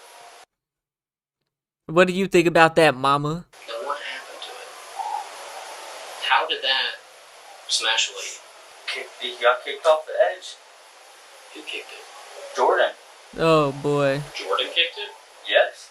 Are you sure? Yes, sir. We talked to Miranda. I know this. I know this. I know about your pact with Jordan. You guys already had this rehearsed. They both switched on each Took other. him about 30 seconds to break down. Same thing with Miranda and they're pissed. They don't want anything to do with this. I get this. We know where they were standing. We gotta be completely honest with ourselves and others here. You touched it. Yes. When did I you touch it? When? Yes. Before it fell off. So now Jaden points the finger at You damn right. Before it fell off and as it fell off. Jordan. Jaden tells investigators that Jordan flipped the log around a tree in front of the cliff. So you flipped it over and Jordan kicked it. Why did you flip it over? So Jordan could kick it. Because we was going to take it off. Oh. Be like, oh, this will be fun, right? Do you not even know how dumb this sounds? Showing off to the girls. So I flipped it, then I was like, What'd he say? fun, right? You're showing off to the girls. So I flipped Showing it, then off the I was girls. like, second thoughts. But there is something. So y'all was going to kick it off together, and then you had second thoughts and said, "Nah, I don't want no parts of it." Yeah, he kicked it. Here, boom, yeah. I left. Fucking retarded, bro. Do you know what? You guys, I'm being very patient with this, but it sounds like you're trying to talk him into saying. He just told you he did it, bitch. Bruh, don't piss me off. I'm gonna throw you off the cliff. Yeah, they broke up in a beat. Throw this bitch off the cliff next, and I'm playing. Lord forgive me. It justice of that dear mother to four children. Throw this bitch off the cliff next. Stupid ass bitch. Do you know what? You guys, I'm being very patient with this, but it sounds like you're trying to talk him into saying something. He just said it. Being honest I'm with you. trying to talk him into telling me the truth. But he just told you what No, happened. that's not the truth. I did. So you're trying to get him to say something that... I'm trying to get him to tell us the truth. Is what I'm trying to do. But Jaden's mom Shut is up, not bitch. done trying to shut down the interview. You think I would let you arrest him? Like Jordan's parents are going to let you arrest Jordan without a lie detector test? Bitch, what? Bitch, you think you got authority over them? Oh, these white people crazy, boy. They crazy, boy. Business. In the United States, there's a thing called probable cause. You know what? I do have a choice. So, you're going to have to just... You're just What? I just have to get an attorney with the minimum wage 2 jobs that I work. Because... With the... I just have to get an attorney with the... The minimum wage 2 jobs that she works. Broken. Yeah.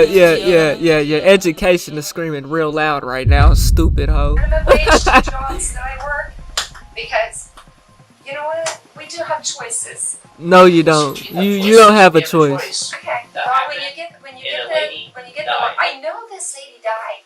When you get the lie detector test set up for him, What? Lie detectors mean nothing. then you'll just have to contact me. As for now, Jaden and I will be leaving. And that's If not you're correct. You can leave. Jaden's going to be placed under arrest. No, he can't be. He's 16 years old. So,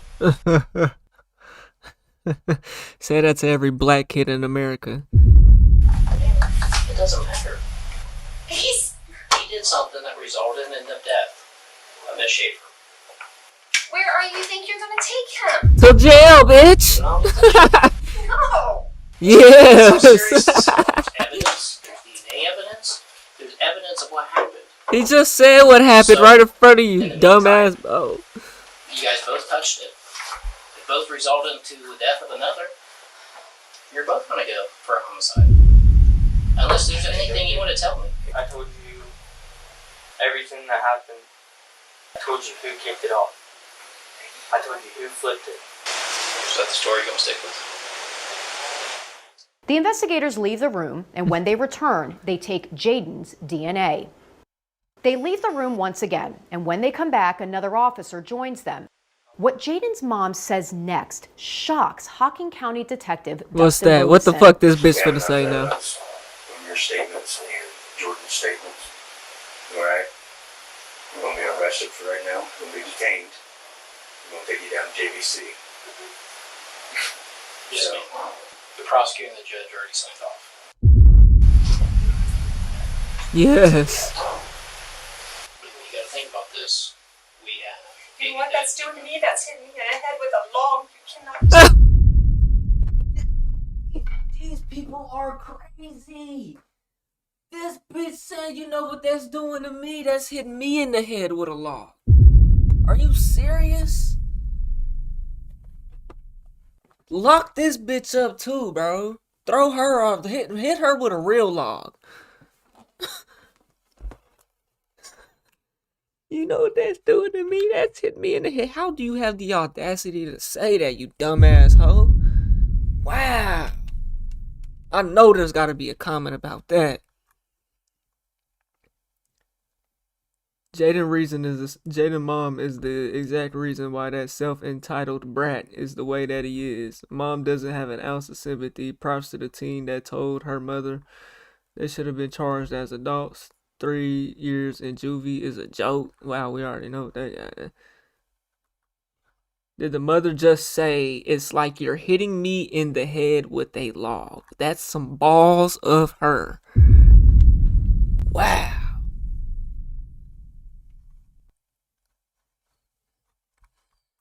Wow. Why would you say Because something you like can't that? take him to jail. There's bad people there.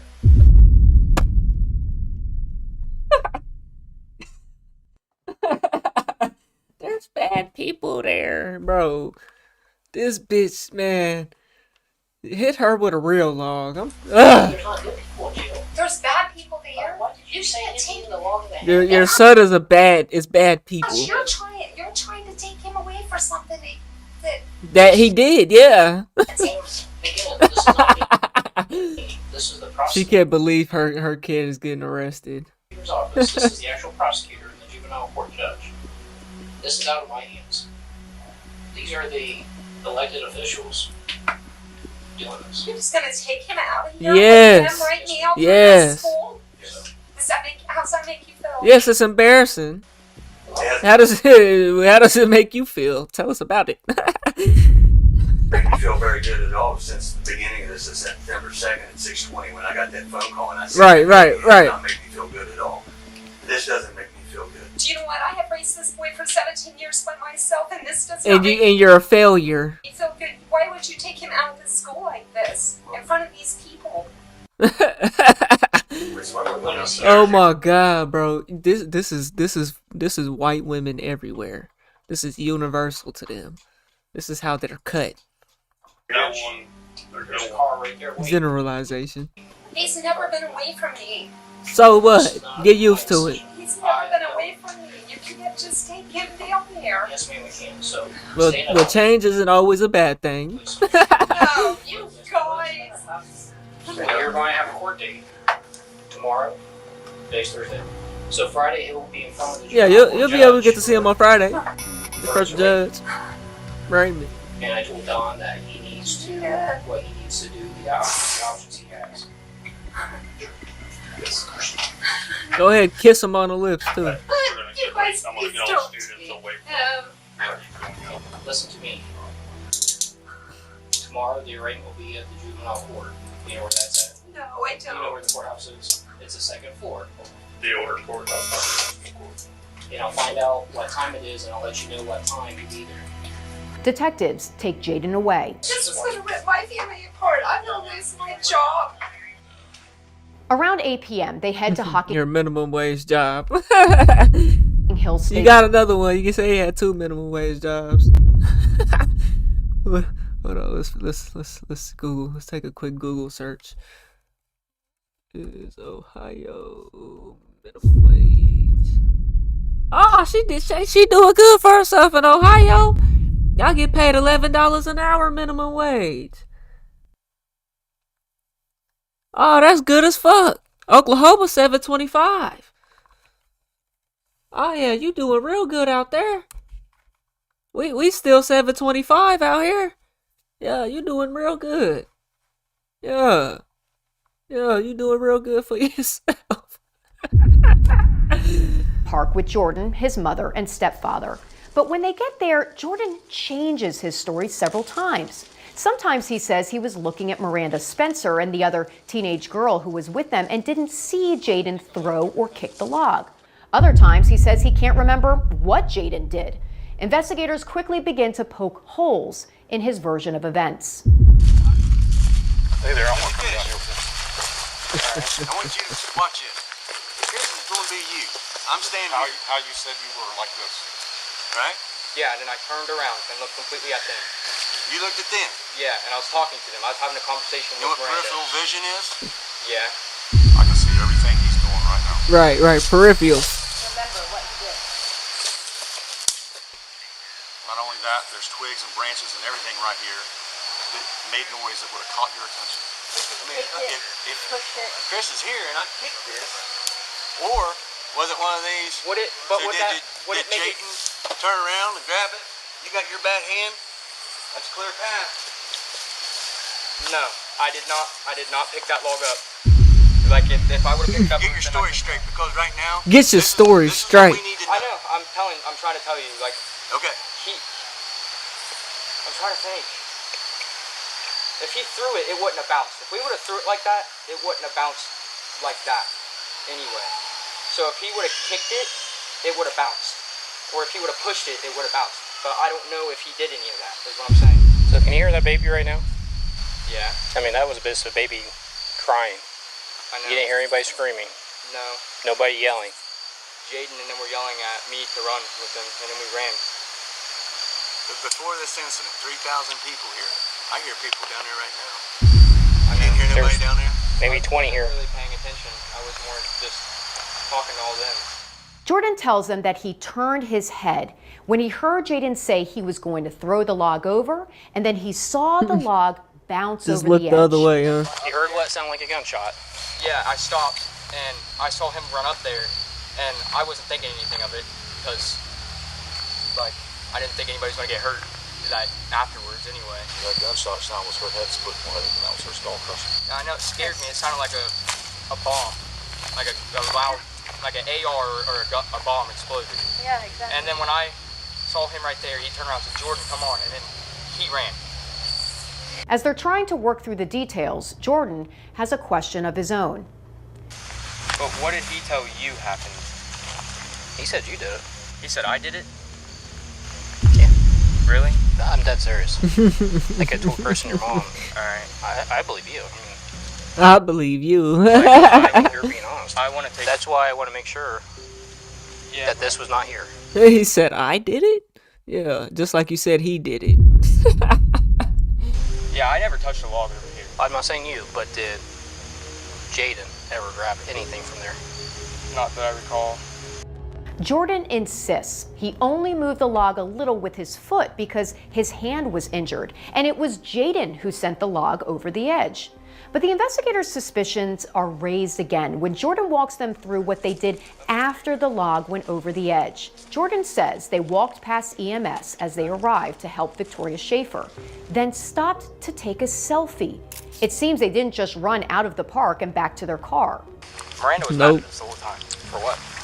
For From us. this? Yeah, for this. Because she knew that someone got hurt. How did she know? Because that guy told us. And that's why she got mad. And So she was fine until that happened. yeah, and then like right up around here, she wouldn't even talk to us. She kept telling us just leave her alone. And then once we got into her car, she said, "Guys, we need to talk about this." And then we talked about it. And she dropped me and Jaden off in town. Told us to get out because she didn't want to deal with it. Where did she drop you off at? Right in front of Jaden's house. And we went over there. He went. We ate cookies, drank some tea, and then we went and rode our scooters around town Scooters. for a little bit, and then I went Rode home. our scooters. They ate cookies and rode scooters. In October 2019, 16-year-olds Jaden Churchhouse and Jordan Buckley are charged with reckless homicide. At a probable cause hearing, their friend Miranda testifies that Jordan is the one who moved the log from the pile 40 feet away from the ledge, and that Jaden 40 is the feet. one who kicked the log over. She says that Jordan told Jaden there was no one below, even though Miranda herself knew there must be and told Jaden not to do it.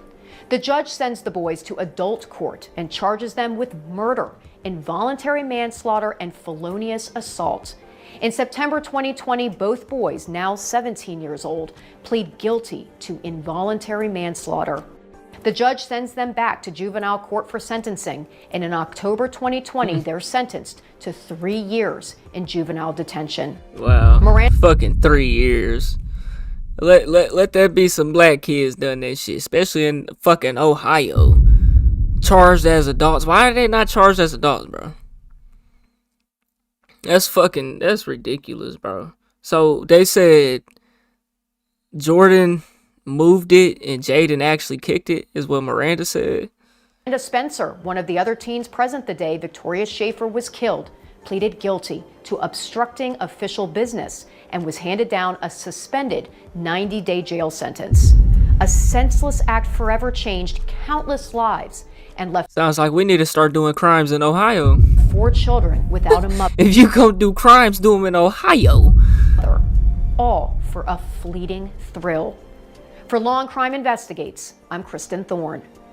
Hey man, that's fucking crazy, bro. That's not even justice, bro.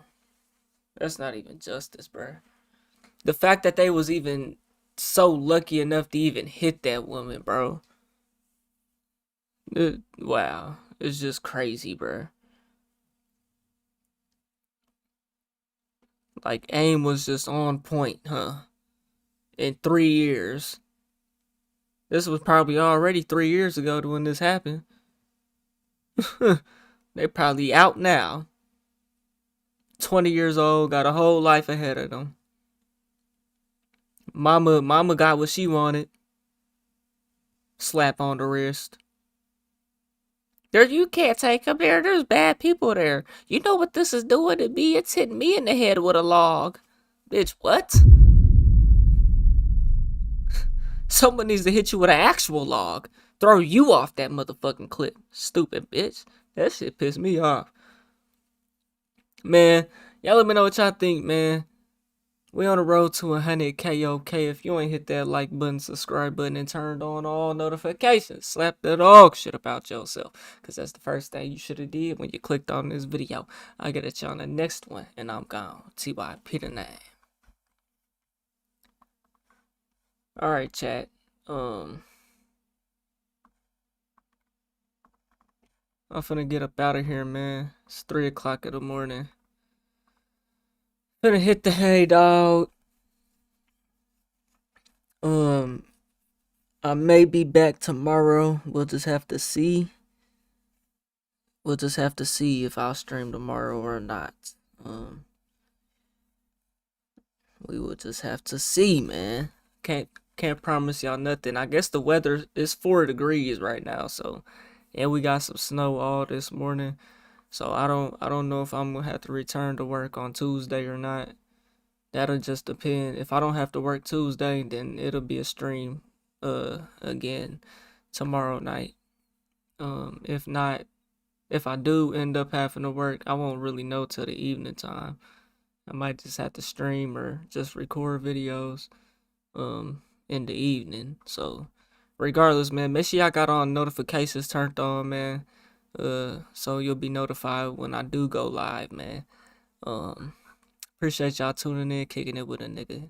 I'll get at y'all on the next one, and I'm gone. TYP the name.